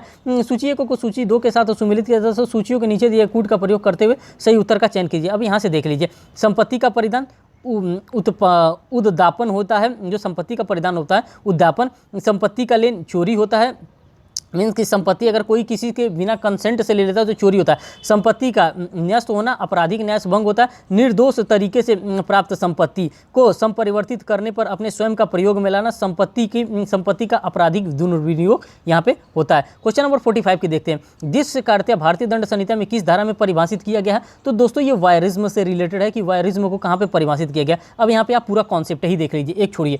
धारा 354 क में लैंगिक उत्पीड़न और उसके लिए दंड के बारे में बताया जा रहा है। धारा 354 ख में है विवस्त्र करने के आशय से स्त्री पर हमला या आपराधिक बल का प्रयोग है। धारा 354 ग में ये दृश्यकारिता वायरिज्म की बात की जा रही है। धारा 300 यहाँ पे एक और है, 354 ए है, 354 बी है, 354 सी है और 354 डी भी है, लेकिन डी को नहीं दिया है जिसमें स्टॉकिंग की बात की जा रही है, जो मैं आपको बता दे रहा हूँ। धारा 355 में गंभीर प्रकोपन होने से अन्यथा किसी व्यक्ति का अनादर करने के आशय से उस पर हमला या आपराधिक बल का प्रयोग, धारा 355 में ये बात बताई गई है। क्वेश्चन नंबर 46 की हम बात करते हैं। किस मामले में भारतीय उच्च न्यायालय ने एक मत से विचार व्यक्त किया है कि व्यक्तिगत स्वायत्तता और आत्मीयता और पहचान को मूल अधिकारों के अंतर्गत संरक्षित किया गया है? तो दोस्तों ये करेक्ट आंसर है नवतेज सिंह जौहर बना भारत संघ का मामला। अब दोस्तों हमारे पास आ जा रहा है सिविल प्रक्रिया संहिता से रिलेटेड मामला, जो कि सीपीसी से है। पहला क्वेश्चन नंबर 47 यहाँ पे लेते हैं। निम्नलिखित में से किस वाद में सुप्रीम कोर्ट ने निर्धारित किया है कि समन के तामील होने की तिथि पर 90 दिन के बाद की लिखित कथन प्रस्तुत किया जा सकता है? तो दोस्तों ये कहा जा सकता है कैलाश बनाम ननकू के केस में ये बातें बताई गई थी कि इस प्रकार का यहाँ पे बाउंडेशन दिया गया था। क्वेश्चन नंबर 48 की बात करते हैं। प्रतिवादी पर दस्ती समन से रिलेटेड दोस्तों अक्सर क्वेश्चन पूछा जा रहा है। ये दस्ती समन पर तामील करने के लिए वादा दिया गया है। तो ये कहाँ दिया गया? आदेश 5 नियम 9 में दिया गया है। किसमें? सिविल प्रक्रिया संहिता के अंतर्गत दिया गया। क्वेश्चन नंबर 49 की बात करते हैं। सिविल प्रक्रिया संहिता 1908 की निम्नलिखित में से किस धारा के अधिकार को परिभाषित किया गया है? तो इसका जो परिभाषित नहीं है, तो मीन्स की जो धारिता धार है उसको परिभाषित नहीं किया गया है किसी भी धारा में। क्वेश्चन नंबर 50 की बात करते हैं। देखिए यहाँ पे reason and assertion based question है। सिविल न्यायालय को सिविल प्रकृति के सभी वादों के विचारण की अधिकारिता होती है। कथन कारण इसका आर देखिए, सिविल वाद का संज्ञान अभिव्यक्त रूप से वर्जित होना चाहिए। इसका करेक्ट आंसर जो है दोस्तों वो सी है। ए सत्य है लेकिन आर जो है वो गलत है। यहाँ पे देखते रहिएगा कि आप किस प्रकार से ये कर रहा है। क्वेश्चन नंबर 51 की बात करते हैं। सूत्र इनवाइटो बेनिफिशियस नॉन डाटू विधि किस व्यक्ति को कोई अधिकार या फायदा उसकी इच्छा के विरुद्ध प्रदान नहीं करती है? सिविल प्रक्रिया संहिता 1908 के किस प्रावधान में ये बात बताई गई है? तो दोस्तों ये आदेश 23 नियम 1 में ये बात बताई गई। क्वेश्चन नंबर 52 की बात करते हैं। निम्नलिखित में से कौन सही सुमेलित नहीं है? फिर नहीं आ गया, कौन सुमेलित नहीं है? तो सी यहाँ पे मैत्रीपूर्ण वाद धारा 90 और आदेश 35 में यही संबंधित नहीं है, बाकी सब संबंधित है। क्वेश्चन नंबर 53 डी की बात करते हैं, निम्नलिखित में से कौन सा कथन सही है। अब यहाँ पे कौन सा कथन पूछ रहा है, सही है। तो देखिए डिक्री पद के अंतर्गत अंतरिम आदेश सम्मिलित होता है। सेकंड बात करता है गार्निशी वह व्यक्ति है जो डिक्रीदार को ऋण का भुगतान करने या उसके किसी चल संपत्ति का परिधान करने के दायित्व के अधीन होता है। तो दोस्तों यहाँ पे जो करेक्ट आंसर इसका होगा वो ए होगा, मीन्स डिक्री पद के अंतर्गत अंतिम आदेश सम्मिलित है, यही माना जाता है। क्वेश्चन नंबर 54 की बात करते हैं, सिविल प्रक्रिया संहिता 1908 की किस धारा द्वारा स्पष्ट उत्प्रेषण ऋण जारी करने की शक्ति प्रदान की गई है। तो धारा 115 में ये बात की गई है कि उत्प्रेषण ऋण जारी किया जा सकता है। देखिए धारा 115 पुनर्निरीक्षण के बारे में प्रावधान करती है।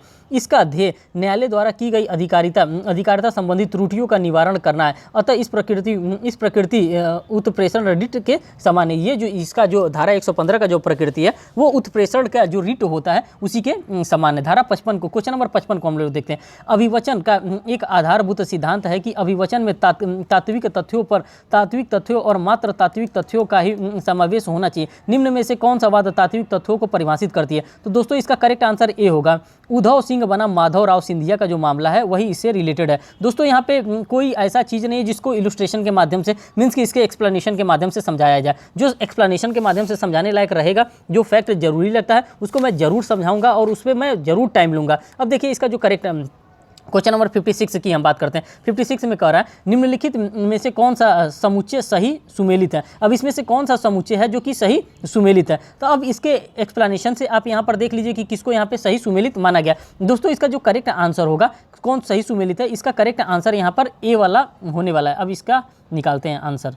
देखिए इसका जो करेक्ट आंसर होने वाला है वो ए वाला सही होगा। सिविल प्रक्रिया संहिता की धारा 34 में ब्याज के संबंध में प्रावधान किया गया, निर्णय और डिक्री के बारे में नहीं। धारा 34 में ब्याज के संबंध में प्रावधान किया गया, डिक्री और निर्णय के बारे में नहीं किया गया। क्वेश्चन नंबर 57 को देखिए, सूची 1 को सूची 2 के साथ सुमेलित कीजिए और सूचियों के नीचे दिए गए कूट की सहायता से उत्तर का चयन कीजिए। अब यहाँ पर आप देख सकते हैं आसानी से आपको ये चीज़ें समझ में आ जाएंगी। तो देखिए इसका जो करेक्ट आंसर होगा वो दोस्तों ए होगा, ए का 2 होगा। मीन्स का जो ए वाला होगा इसका ये 2 वाला होगा। मीन्स कि किरण सिंह बना चमन पासवान का मामला है, अधिकारिता के बारे में, अपेक्षात के बारे में है। फिर सेकंड जो बात कर रहा है बी का 1 होगा, बी का जैसे यहाँ पे 1 हो जाएगा। मीन्स कि पक्षकारों का जोड़ा जाना किससे संबंधित है, रजिया बेगम बनाम शाहबाजी अनवर बेगम से रिलेटेड है। फिर जो सी का है आपका 4 हो जाएगा। जो सी वाला यहाँ पे ऑप्शन है इसका जो आपका केस हो जाएगा वो 4 नंबर का, वर्कमैन बनाम board of trustee Cochin port का मामला हो जाएगा। और जो डी वाला है आपका अस्थायी व्यादेश का जो मामला है, तो वो जो अस्थायी का व्यादेश है तो ये आपका 3rd नंबर में जाएगा। अमेरिकन साइनामाइक कंपनी बनाम इथिकान लिमिटेड से रिलेटेड है। तो दोस्तों इसको मैंने पूरा यहाँ पे आपको बता दिया। क्वेश्चन नंबर 58 की बात करते हैं। देखिए संविधिक लिखत की संवैधानिकता को चुनौती देने से संबंधित प्रावधान है। अब कौन सा यहाँ पे प्रावधान है, तो यहाँ पे जो ऑप्शन ए वाला है यही आपका करेक्ट आंसर होगा। आदेश 27 को नियम 1 सिविल प्रक्रिया संहिता के अंतर्गत ये बताया गया। अब इसके एक्सप्लेनेशन को देखिए। आदेश 27 के नियम 1 क के अनुसार किसी ऐसे वाद में जिसमें न्यायालय को यह प्रतीत होता है कि किसी कानूनी लिखत की विद्यमान्यता के संबंध में कोई ऐसा प्रश्न अंतर्ग्रस्त है जो नियम 1 में वर्णित प्रकृति का प्रश्न नहीं है, न्यायालय को यदि वह प्रश्न सरकार से संबंधित है तो सरकारी प्लीडर को, अथवा ख यदि वह प्रश्न सरकार से भिन्न किसी प्राधिकारी से संबंधित है तो उसके प्राधिकारी को जिसने कानूनी लिखित जारी की थी और सूचना दिए बिना प्रश्न का अवधारण करने के लिए अग्रसर नहीं होगा। बात करते क्वेश्चन नंबर 59 की। 59 में दे रहा है निम्नलिखित लोक अधिकारी नहीं है। अब यहाँ पे फिर निगेटिव क्वेश्चन आ गया, कौन लोक अधिकारी नहीं होता है। तो जो मिलिट्री का राजपत्रित अधिकारी किंतु सरकारी सेवा में नहीं है वो यहाँ पे लोक अधिकारी नहीं माना जाएगा। फिर बात करते हैं क्वेश्चन नंबर 60 की। सूची 1 को सूची 2 के साथ सुमेलित कीजिए तथा सूचियों के नीचे दिए गए कूट की सहायता से प्रयोग करिए। अब यहाँ से आप देखिए कैविएट मीन्स की जो कैविएट हम लोग फाइल करते हैं, कैविएट फाइल किस में होता है, धारा 148 क में होता है। प्रस्थापना धारा 144 में रेस्टिट्यूशन ऑफ सूट की बात कर रहा। फिर न्यायालय की अंतर्निहित शक्तियाँ धारा 151 में बता रहा है। दीवानी प्रकृति के बाद हम कहाँ ला सकते हैं, धारा 9 के अंतर्गत ला सकते हैं। क्वेश्चन नंबर 61 की बात करते हैं। निम्नलिखित मामलों में दीवानी न्यायालय कमीशन जारी नहीं कर सकता है। फिर निगेटिव क्वेश्चन, नहीं कर सकता है, कहाँ नहीं जारी कर सकता है, डिग्री के निष्पादन के लिए कमीशन जारी नहीं किया जा सकता। किसी व्यक्ति की परीक्षा के लिए किया जा सकता है, लेखा की परीक्षा के लिए किया जा सकता है, विभाजन का निष्पादन करने के लिए यहाँ पे कमीशन जारी करते हैं, लेकिन किसी का डिग्री का निष्पादन कराने के लिए वहाँ पे एग्जीक्यूटिव मजिस्ट्रेट को भेजा जाता है, वो ऑर्डर सीट भेजा जाता है, यहाँ पे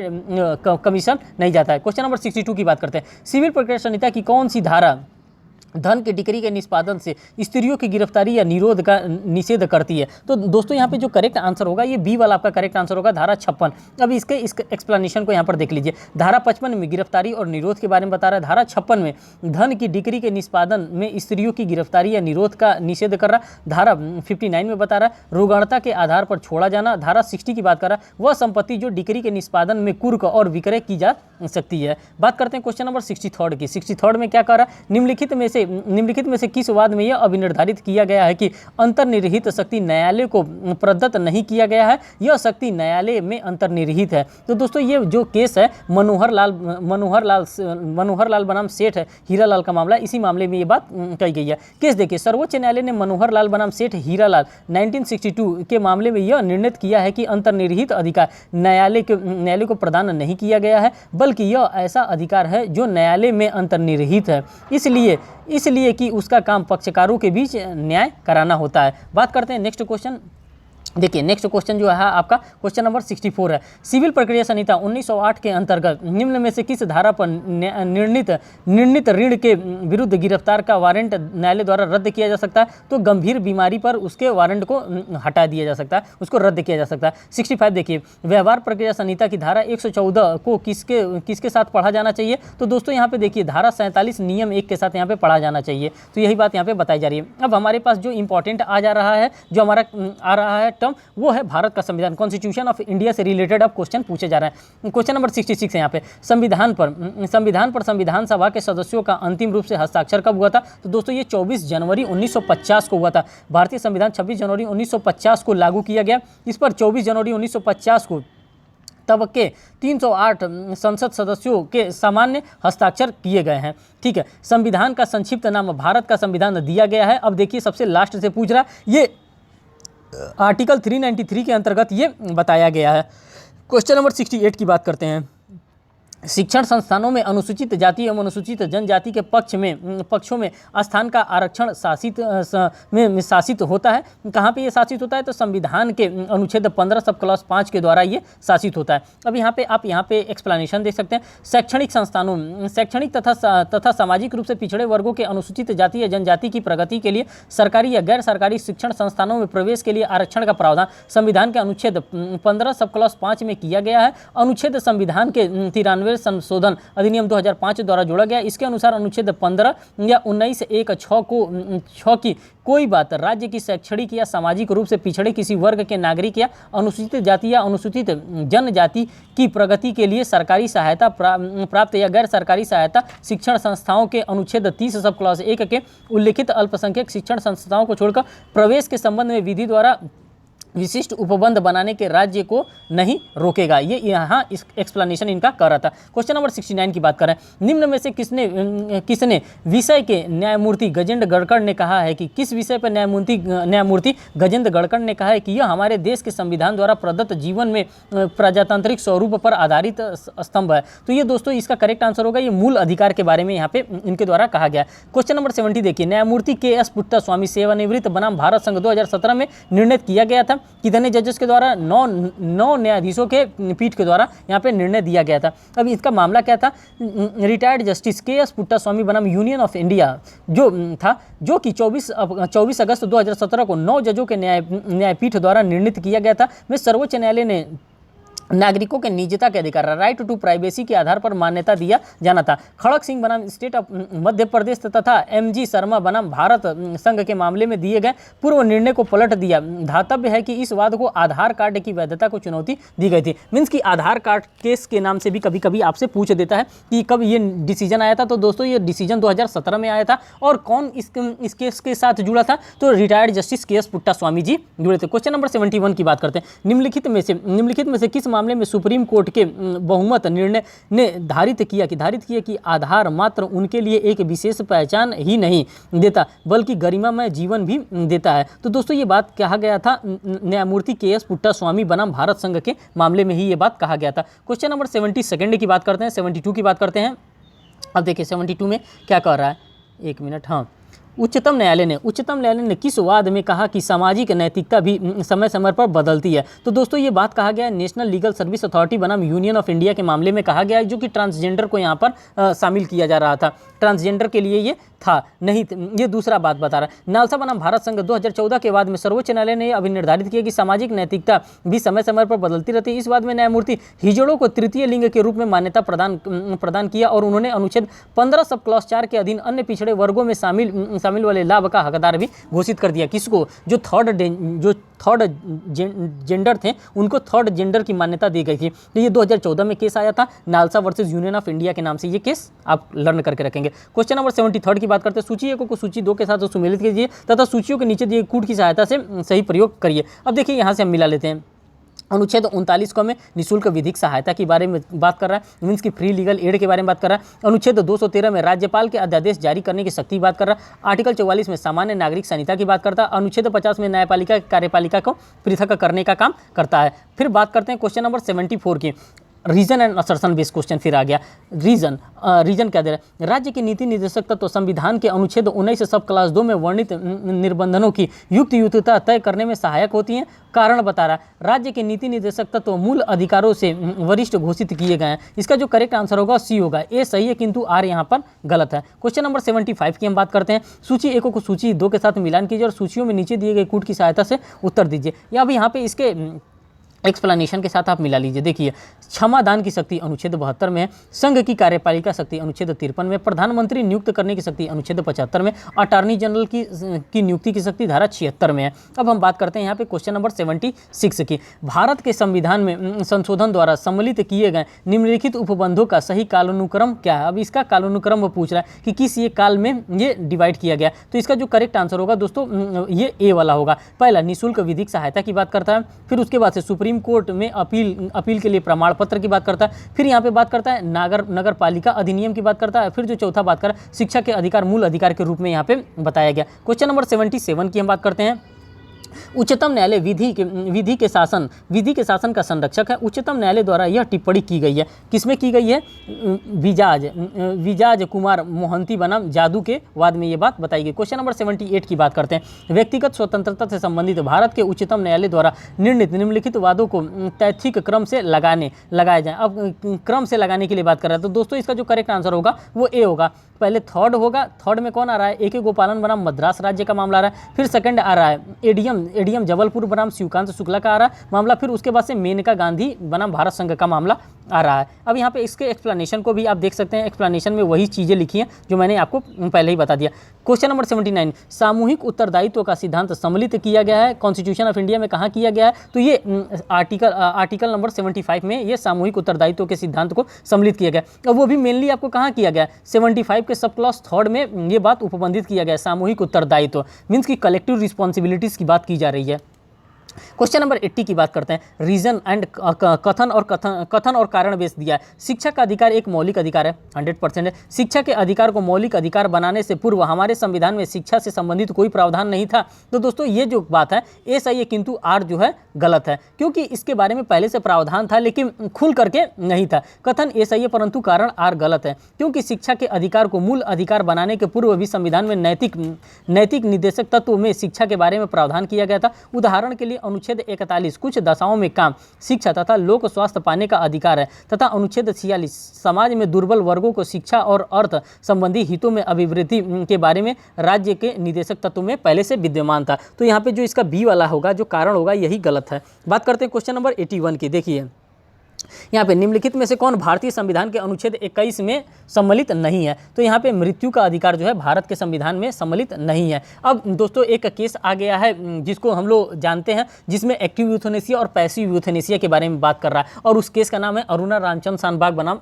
यूनियन ऑफ इंडिया का मामला है। इसमें क्या होता है कि अब एक कमेटी बनेगी और उस कमेटी के अनुसार ही आपको यहाँ पे एक्टिव यूथनेसिया और पैसिव यूथनेसिया के बारे में कॉन्सेप्ट बताया जाएगा। ठीक, अब हम बात करते हैं साक्ष्य अधिनियम से रिलेटेड हमारा क्वेश्चन आता है 82, दूधनाथ पांडे बनाम उत्तर प्रदेश राज्य का वाद संबंधित है। तो दोस्तों ये अन्यत्र उपस्थिति के रहने के लिए ये वाद संबंधित है। दूधनाथ पांडे बनाम उत्तर प्रदेश राज्य का मामला है। क्वेश्चन नंबर 83 की बात करते हैं, पाकला नारायण स्वामी बनाम इंपरर का वाद संबंधित है। तो दोस्तों ये जो पाकला नारायण स्वामी का वाद संबंधित है ये संबंधित है। अब देखिए इसका एक्सप्लेनेशन कोई देख लीजिए। पाकला नारायण स्वामी बनाम किंग एम्परर 1939 का वाद धारा 32 के सब क्लॉज 1 मीन्स की डाइंग डिक्लेरेशन से संबंधित है, अर्थात मृत्युकाली के कथन से संबंधित है। इस वाद में यह निर्णित किया गया है कि एक व्यक्ति द्वारा अपनी मृत्यु के कारण के बारे में कथन उस समय सुसंगत हो जाता है जब उसकी मृत्यु का कारण प्रश्नगत हो, चाहे भले ही कथन करते समय उसकी मृत्यु को प्रयाक्ता शंका न रही हो। ठीक, इसी के बारे में बात करें। क्वेश्चन नंबर 84 के बारे में बात करें, भारतीय साक्ष्य अधिनियम की किस धारा के अंतर्गत प्रावधान किया गया है कि किसी भी तथ्य को सिद्ध करने के लिए साक्षियों गवाहों की विशेष संख्या की उपस्थिति उपबंध की आवश्यकता नहीं होनी चाहिए। तो धारा ये 134 में बताया गया है कि अगर एक गवाही भी दे रहा है आकर के, अगर उसकी गवाही अच्छी है, अगर उसकी गवाही कोर्ट मानती है, तो एक गवाह भी यहाँ पे जरूर इंपॉर्टेंट रखता है अपना। देखिए धारा 134 के अनुसार किसी मामले में किसी तथ्य को साबित करने के लिए साक्षियों की कोई विशिष्ट संख्या अपेक्षित नहीं की गई। ये नहीं बताया गया कि नहीं 50 गवाही आएंगे, 10 गवाही आएंगे। यह धारा यह सिद्धांत पर आधारित है, evidence is weighted and not numbered. Means की एविडेंस का वेट होना चाहिए, एविडेंस गवाहों का वेट नहीं होना चाहिए। मीन्स की 50 गवाह आ रहे हैं, 50 के 50 झूठ बोल रहे हैं, तो क्या उसका फायदा? एक ही गवाह आ रहा है, वही सही बता रहा है, तो वही धारा 134 हमको लर्न करके रखना है। निम्नलिखित में से किस धारा में स्व अपराधी को एक सक्षम साक्षी घोषित किया गया? तो ये धारा बेस्ड क्वेश्चन पूछ दिया धारा 133 में। अभी 134 से क्वेश्चन पूछा था, 133 से भी क्वेश्चन पूछ दिया। स्व अपराधी के बारे में बात कर रहे हैं। क्वेश्चन नंबर 86 की बात कर रहे हैं। देखिए अभिलेखों का संबंध, अभिलेखों को संबंधित करने संबंधी किन विशेष उपबंधों को सूचना एवं प्रौद्योगिकी अधिनियम सन 2000 द्वारा भारतीय साक्ष्य अधिनियम में जोड़ा गया? तो दोस्तों ये जोड़ा किस में गया है? धारा 65 के क और ख में इसको जोड़ा गया है। बात करते हैं इलेक्ट्रॉनिक साक्ष्य की। धारा 65 क, धारा 65 ख को सूचना प्रौद्योगिकी अधिनियम सन 2000 द्वारा जोड़ा गया, जो क्रमशः धारा क में और ख में क्या बताया? इलेक्ट्रॉनिक अभिलेखों से संबंधित साक्ष्य के बारे में विशेष प्रावधान, तथा ख में इलेक्ट्रॉनिक अभिलेखों की ग्राह्यता के बारे में प्रावधान करती है। फिर यहाँ पे क्वेश्चन नंबर 87 आ गया, हमारा रीजन और सेशन बेस्ड क्वेश्चन आ गया। भारतीय साक्ष्य अधिनियम 1872 की धारा 132 का परंतु स्वयं के दोषी होने के विरुद्ध नियम का एक पहलू है, कारण आर। दोस्तों मैं आपको एक चीज बताना चाहता हूँ। देखिए ऊपर धारा 134 से रिलेटेड क्वेश्चन था जो नंबर ऑफ विटनेसेस से बात कर रहा, धारा 133 से रिलेटेड क्वेश्चन था जो कि एकम्प्लिश्ड की बात कर रहा है। अब धारा 132 से भी रिलेटेड यहाँ पे क्वेश्चन दे दिया। तो आप समझ सकते हैं कि लगातार लाइन से तीनों सेक्शन से इंडियन एविडेंस एक्ट में क्वेश्चन दिया 134, 133, 132 का परंतु का स्वयं के दोषी होने के विरुद्ध नियम का एक पहलू है, कारण बता रहा है। भारतीय साक्ष्य अधिनियम की धारा 132 की नीति न्याय करने में साक्ष्य को सुनिश्चित करती है। दोस्तों इसका जो करेक्ट आंसर होगा ए होगा, दोनों ए और आर सही है, आर ए का सही स्पष्टीकरण करता है। तो आप मिला सकते हैं कि एक साथ एक जगह से 3 क्वेश्चन पूछा जा रहा है 2018 के पेपर में। तो अब इस बार भी आपको कहां से क्वेश्चन पूछा जा सकता है, आप खुद एनालिसिस करिएगा। यदि एक व्यक्ति जो बोलने में असमर्थ है अपना साक्षी खुले न्यायालय में लिख कर देता है तो इस प्रकार का दिया गया साक्ष्य क्या कहलाता है? ये मौखिक साक्ष्य कहलाता है। धारा 119 में ये डिफाइन किया गया। देखिए धारा 134 से रिलेटेड क्वेश्चन पूछ दिया, धारा 133 से रिलेटेड क्वेश्चन पूछ दिया, धारा 132 से रिलेटेड, धारा 119 से रिलेटेड क्वेश्चन पूछ दिया। तो 4 धाराओं से रिलेटेड क्वेश्चन पूछ दिया। इंडियन एविडेंस एक्ट में 2 शुरुआत में केस पूछ दिया। तो इस प्रकार से यहाँ पे क्वेश्चन पूछने का इनका तरीका है। क्वेश्चन नंबर 89 की बात करते हैं। सूची 1 को सूची 2 के साथ सुमिलित किया जाता था। सूचियों के नीचे दिए गए कूट की सहायता से उत्तर का चयन कीजिए। देखिए यादाश्त का पुनः ताजा करना मैं हमेशा बताता हूँ, रिफ्रेश मेमोरी सेक्शन 159 में बताता है। मृत्युकाली घोषणा धारा 32 सब क्लॉज 1 में बताया। प्रश्न सूचक प्रश्न लीडिंग क्वेश्चन के बारे में पूछता है। यस नो टाइप क्वेश्चन धारा 141। पक्षद्रोही गवाह इसमें पक्षद्रोही गवाह हो जाता है, तो धारा 154 की बात कर रहा है। फिर बात करते हैं क्वेश्चन नंबर 90 की। क्वेश्चन नंबर 90 में बात कर रहा है निम्नलिखित में से कौन सा सही सुमेलित नहीं है। फिर निगेटिव क्वेश्चन आ गया, कौन सा सही सुमेलित नहीं है, तो इसका करेक्ट जो आंसर होगा दहेज मृत्यु के लिए उपधारणा के बारे में प्रावधान धारा 113 ख में किया गया। धारा 113 क में किसी विवाहित स्त्री द्वारा आत्महत्या के दुष्प्रेरण के बारे में उपबंध के संबंध में प्रावधान किया गया है। तो इस प्रकार से आप कर सकते हैं। क्वेश्चन नंबर 91 की बात करते हैं। निम्नलिखित में से किस एक मामले में भारतीय साक्ष्य अधिनियम की धारा 27 को की संवैधानिकता वैधता को भारतीय संविधान के अनुच्छेद 20 सब क्लॉज 3 के प्रावधानों के उल्लेख में होने के कारण चुनौती दी गई थी। तो दोस्तों जो 91 का आपका करेक्ट आंसर होगा, अब यहाँ पे इसके एक्सप्लेनेशन से देख लीजिए, तो ये इसका बी वाला करेक्ट आंसर धारा 27 यह अपेक्षित करती है कि संविधान के अनुच्छेद 20 सब क्लॉज 3 के अतिक्रमण करती है। मीन्स कि यहाँ पे जो धारा 27 की बात करते हैं, जो इंडियन एविडेंस एक्ट में धारा 27, वो डिस्कवरी ऑफ न्यू फैक्ट की बात करता है। डिस्कवरी ऑफ न्यू फैक्ट क्या होता है, जैसे कोई भी व्यक्ति अगर किसी का मर्डर किया है तो वो जा करके वहाँ पे बताता है कि साहब मैं अपने मामले में मैं खुद गवाही दे रहा हूँ, और वह सेल्फ इंक्रिमिनेशन के अगेंस्ट नहीं माना जाएगा उसको। इसलिए नहीं माना जाएगा क्योंकि वो खुद बता रहा है कि हाँ मैंने इसी चाकू से, मैं इसी धारदार हथियार से इनका क्या किया था, मैंने मर्डर किया था, और वो धारदार जो हथियार है मैं उसके बक्से के पीछे मैं छुपा करके रखा हूँ। तो ये धारा 27 में ये माना जाता है कि ये डिस्कवरी ऑफ न्यू फैक्ट होता है। तो इसको आपको लर्न करके रखना है। क्वेश्चन नंबर 92 की हम बात करते हैं। यहाँ पे पलविंदर कौर बनाम पंजाब राज्य का मामला है,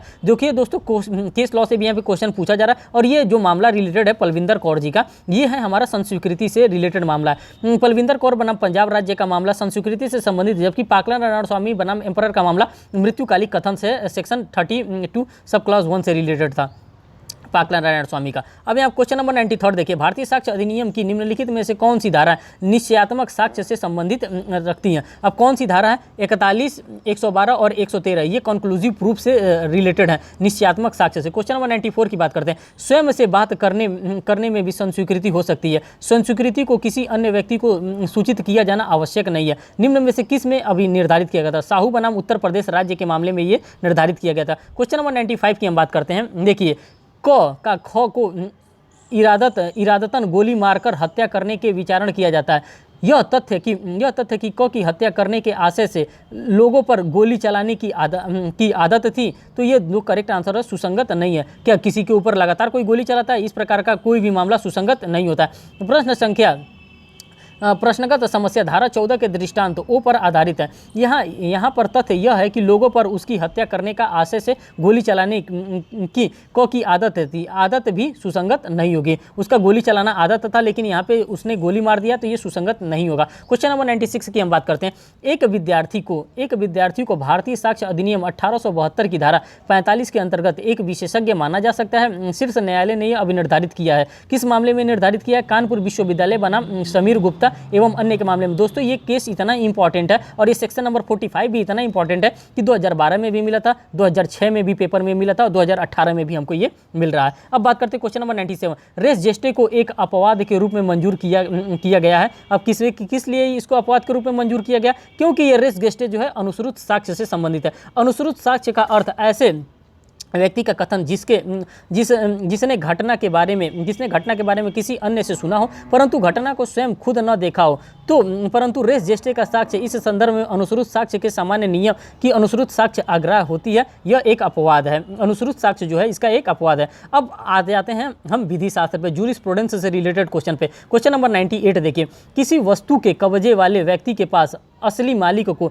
छोड़कर पूरी दुनिया के खिलाफ बेहतर एक होता है। इस सिद्धांत को निम्नलिखित में से किस वाद में की दृष्टांत में बताया गया, तो ये बताया गया है आर्मनी बनाम डेला मायर के केस में ये बात बताई गई है। ये इंग्लिश केस है, ये हमारे लिए केस इतना इंपॉर्टेंट नहीं है। क्वेश्चन नंबर 99 की बात करते हैं। निम्नलिखित में से कौन सा सिद्धांत सेविगनी द्वारा विधिक व्यक्ति की व्याख्या करने के लिए प्रस्तावित किया गया था। तो दोस्तों इसका जो करेक्ट आंसर है वो काल्पनिक सिद्धांत के बारे में कर रहा है कि अब इसका एक्सप्लेनेशन देख लीजिए।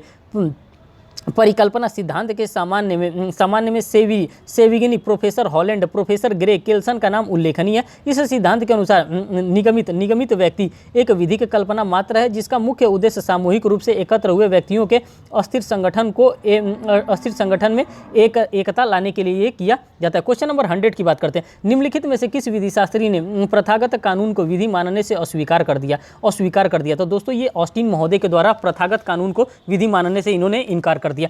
ऑस्टिन ने रूढ़िगत विधि को न तो विधि माना है और न ही विधि का स्रोत, क्योंकि वो प्रभुताधारी की शक्ति की देन नहीं है। वो कहते हैं कि प्रभुताधारी की शक्ति की देन नहीं है। टेकिंग राइट सीरियसली पुस्तक का लेखक कौन है? तो यहाँ पे डवार्किन महोदय हैं, टेकिंग राइट सीरियसली नामक बुक के लेखक। क्वेश्चन नंबर 102 की हम बात करते हैं।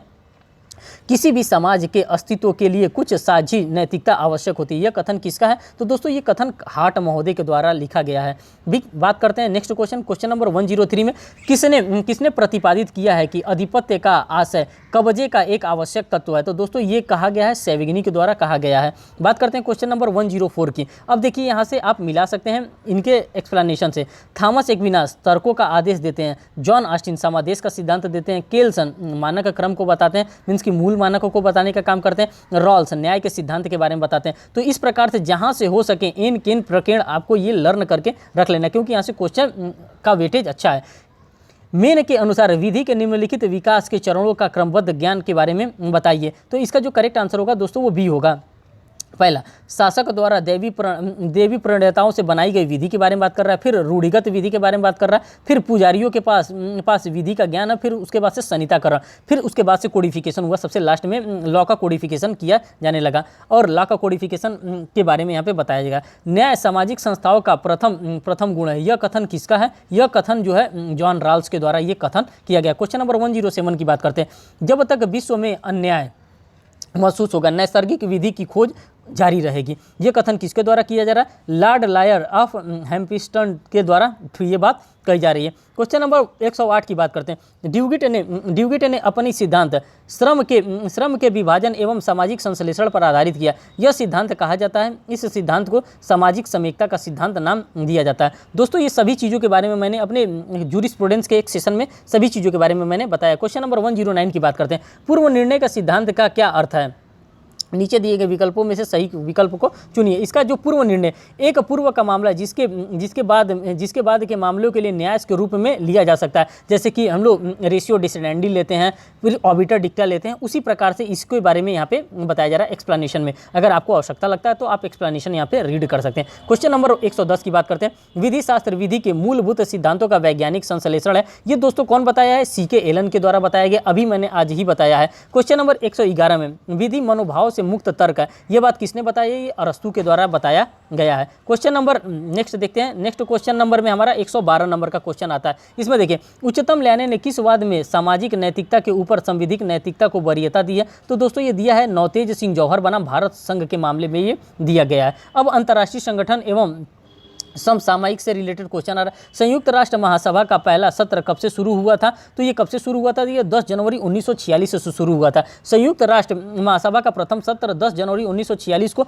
लंदन के मेथोडिस्टियम हॉल में संपन्न हुआ था। क्वेश्चन नंबर 114, निम्नलिखित में से संयुक्त राष्ट्र संघ का कौन सा अंग वैधानिक कार्यों को संपादित करता है? तो ये वैधानिक कार्यों को महासभा के द्वारा संपादित किया जाता है। दोस्तों यहाँ पे मैं बता देता हूँ आपको यूएनओ के बारे में। यूएनओ पे मैंने एक पूरा डिटेल लेक्चर लिया है, अगर आप उसको देख लेते हैं यूनाइटेड नेशन ऑर्गेनाइजेशन से, तो यहाँ से जो भी क्वेश्चन बनेगा आपका क्वेश्चन सही हो जाएगा। यूएनओ में टोटल दोस्तों 6 अंग है, जो कि मेनली 6 अंग की बारे में बात की जा रही है। इसमें 5 देश परमानेंट मेंबर है, जिनके पास क्या है? जिनके पास वीटो लगाने की शक्ति है, और यहाँ पे 6 लैंग्वेजेस हैं, 6 लैंग्वेजेस में काम होता है। ठीक, तो ये बेसिक जानकारी आपको यहाँ पे मैंने दे दिया। अगर आपको लगता है कि यूएनओ से क्वेश्चन यहाँ पे दिख रहा है आपको, अगर आपको यूएनओ पढ़ना है, यूनाइटेड नेशंस ऑर्गेनाइजेशन, तो हमारे प्लेलिस्ट में आप जाएंगे तो वहाँ पे यूएनओ से रिलेटेड मैंने बहुत सारे एमसीक्यूज भी कराए हैं, और साथ साथ इंटरनेशनल करंट अफेयर्स भी वहाँ पे मैंने कराए हैं, जो कि हमारे 2022 के लिए इंपॉर्टेंट है। और 2022 के साथ साथ मैंने यूएनओ को पूरा यहाँ पे डिटेल में एनालिसिस किया, वो भी आप देख सकते हैं। बात करते हैं क्वेश्चन नंबर 115 की। निम्नलिखित में संयुक्त राष्ट्र चार्टर का कौन सा अनुच्छेद प्रावधानित करता है कि अंतर्राष्ट्रीय न्यायालय की संविधि अंतर्राष्ट्रीय न्याय के अस्थायी न्यायालय पर आधारित होता है? तो दोस्तों इसका जो करेक्ट आंसर है वो सी है। अनुच्छेद 92 में अंतर्राष्ट्रीय न्यायालय में संयुक्त राष्ट्र का प्रधान न्यायिक अंग होता है, इसी के बारे में कर रहा है। 116 देखिए, संयुक्त राष्ट्र चार्टर के किस अनुच्छेद के अंतर्गत संयुक्त राष्ट्र के सदस्य सुरक्षा परिषद में निर्णय के लिए बाध्य होते हैं? तो ये अनुच्छेद 25 के अंतर्गत यहाँ पे बाध्य होते हैं। क्वेश्चन नंबर 117 के बारे में देखते हैं। अंतर्राष्ट्रीय न्यायालय का बजट अनुमोदित किया जाता है? तो दोस्तों ये महासभा के द्वारा किया जाता है। कोई भी काम किया जाता है डायरेक्टली महासभा के द्वारा और सुरक्षा परिषद के द्वारा किया जाता है जब अंतर्राष्ट्रीय की बात आ जाती है। और अंतर्राष्ट्रीय न्यायालय का दोस्तों जो कहाँ पे बैठता है, अंतर्राष्ट्रीय न्यायालय कहाँ पे, तो द हेग में सिचुएटेड है अंतर्राष्ट्रीय न्यायालय, ये भी मैंने आपको बता दिया। 118 में आर्थिक और सामाजिक परिषद के सदस्य 3 सालों के लिए निर्वाचित किए जाते हैं। कितने सदस्य प्रत्येक वर्ष निर्वाचित क्या कहते हैं, निर्वाचित होते हैं, तो दोस्तों इसका जो करेक्ट आंसर होगा वो सी है, 1/3 सदस्य इसका निर्वाचित किए जाते हैं। यहाँ से आप मिला सकते हैं। अनुच्छेद, इसका अनुच्छेद हमको बहुत ध्यान देने की आवश्यकता नहीं है।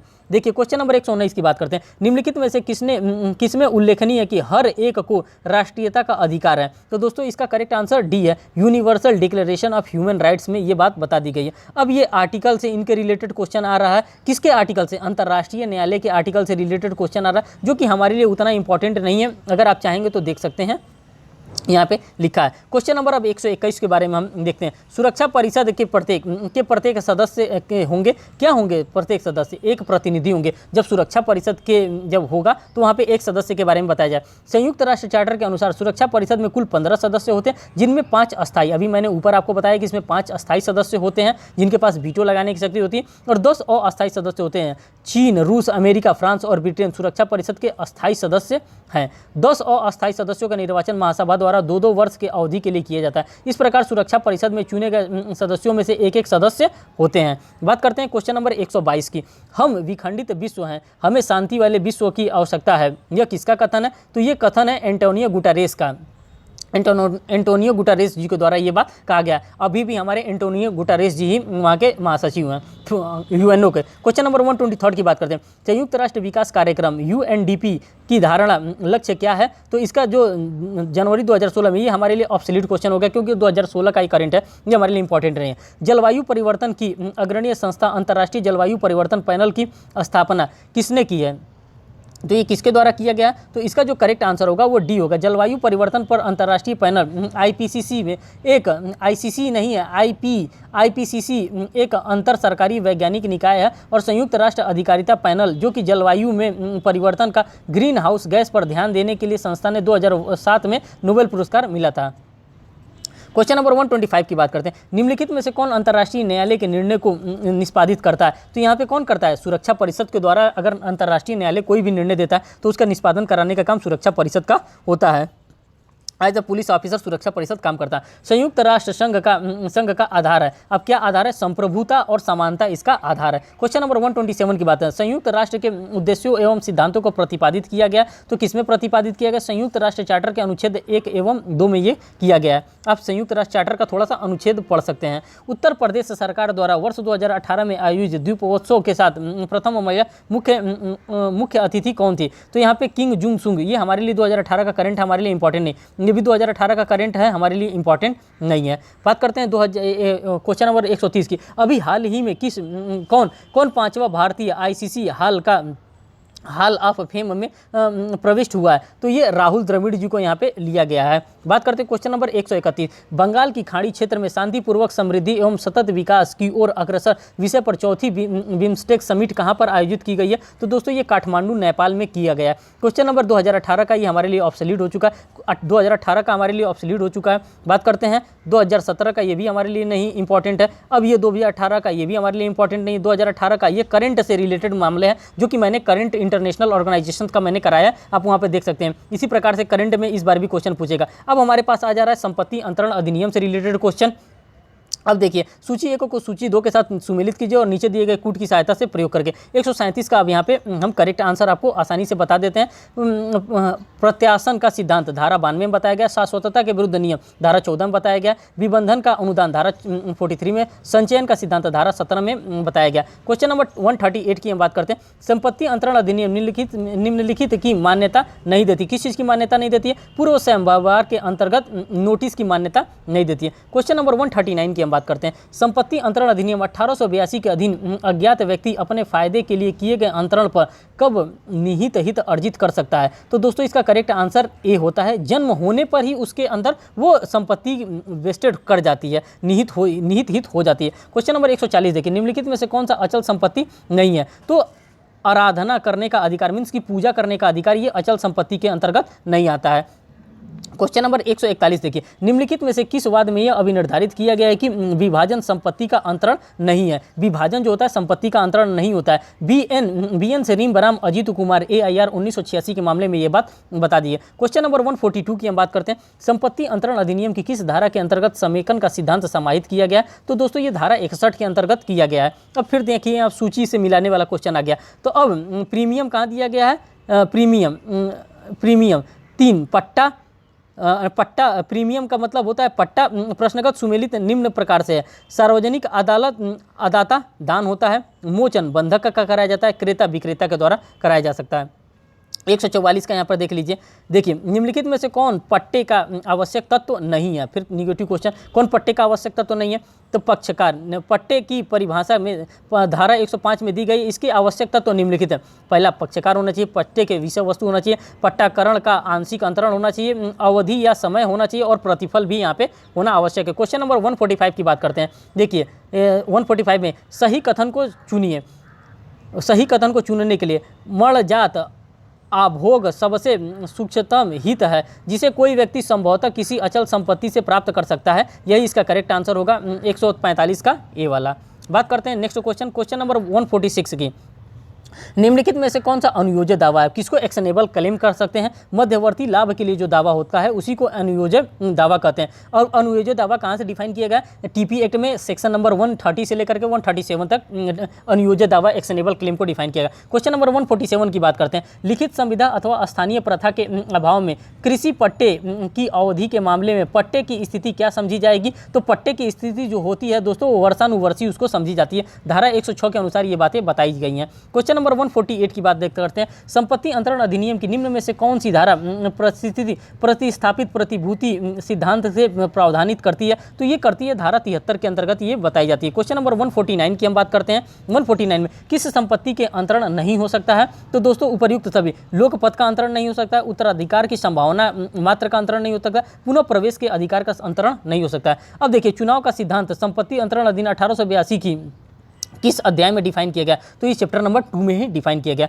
दोस्तों ये रहा आज का 2018 का पूरा पेपर। जो 2018 का पूरा पेपर था मैंने आपके सामने डिटेल में एनालिसिस किया। अब दोस्तों अब इसका रहा जीएस का पोर्शन। मैं जीएस का पोर्शन भी आपके सामने बहुत ही जल्दी लेकर के आने वाला हूँ। दोस्तों अभी मेरे पास माइनर एक्ट मुझे बहुत से कराने हैं और साथ साथ अभी मुझे जूरिस्प्रूडेंस भी कराने हैं। और इसके साथ साथ अगर मेरे पास टाइम बचता है तो मैं UN का जो चार्टर है उस चार्टर के बारे में भी मैं आपको कुछ करा दूंगा। दोस्तों मेरा बस ये मानना है कि अगर 5 दिन बचा है, 6 दिन आपके एग्जामिनेशन के लिए बचा, तो आप 6 दिन पूरा लगिए, पूरा समय दीजिए पढ़ाई पे, बिल्कुल इधर उधर कहीं नहीं जाना है। अगर ये 6 दिन हम लोग पढ़ लेते हैं तो मान के चलिए कि जो 60 साल हमारा बीतने वाला है वो बहुत आसानी से बीतने वाला है, बहुत आराम में बीतने वाला है। तो दोस्तों इसी के साथ हम अपनी बात को समाप्त करते हैं। Thank you.